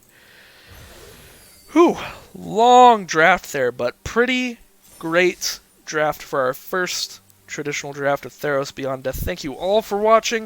I'm going to go ahead and open these packs for, oh my god, 9 packs, because we leveled up during it as well. So here's a nice little pack opening at the end for you all. Well, I'll do a little bit of talking. If you're watching this video on release, I am streaming right now on twitch.tv if you want to go play some Brawl with me. I do open Brawl challenges all the time, and I'll probably be just doing some random rank drafts with this gold I have to get some more gems for more traditional drafts for videos. So yeah, twitch.tv/GauntletX if you want to see me live. I'll do that every Friday and Saturday right after the uploads, which are every Friday and Saturday. Ooh, Idyllic Tutor. Sweet card for Brawl and Commander and stuff. Great reprint. 2 packs in and I'm pretty happy. I don't think I have anything else to shout out in the outro here. Just, yeah, thank you all very much for watching. That was a great draft for me. I hope you guys were entertained. Another just wild cards, whatever. I love when the set's, like, super new. Now that they've added this thing, and you're just opening packs, and it's like, this is my first Dreadful Apathy. Crazy. I've done a sealed and a draft, never got a Dreadful Apathy. Sad. Timuret, get out of here. Labyrinth of Scophos, really cool. It's the new Maze of Ith, which was an old land that used to do this for no mana. You could just tap it and just remove a creature from combat, basically. But it didn't tap for mana, which was an actual downside.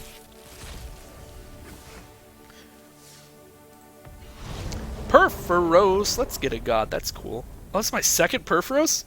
I must have gotten one in the promo pack. So anybody who plays Arena who doesn't know this yet, if you go into the store, go to redeem codes, and you put in Play Theros, you'll get 3 free packs. And that is probably where I got Perforos, because I do not remember getting them in Sealed or Draft. Nyxbloom Ancient. Pretty cool card, basically Commander only, because you have to spend like 8 mana to get him on the board, and then he triples your mana. Like, by the time you have 8 mana, you have basically infinite mana already. Like, you got plenty of mana, you don't need any more. Especially in Limited, I don't think the card's good at all in Limited. Alright, our final pack, we got a Blight Breath Catoblepaw, Commanding Presence that we've never gotten before. What is our final rare? Thassa's Intervention. Definitely a good card for your controlling style decks. I think it is definitely seeing a little bit of play in like Esper or Azorius control type stuff. Alright, well, yet again, I'd like to shout out my stream, twitch.tv/GauntletX if you want to go play Brawl with me live. I'm streaming right now if you're watching right when this got uploaded. But yeah, every Friday and Saturday evenings. I don't really have an exact set time, but I think it's going to be around 5 p.m. Central to like 8 p.m. Central, just like a nice 3-hour stream guaranteed every week. But yeah, if you're not interested in that, then I'll definitely see you all next time with another video tomorrow, because this is the Friday video. So yeah, thank you all for watching. I hope you enjoyed, and I'll see you all again for some more Theros Beyond Death and Magic Arena content very soon.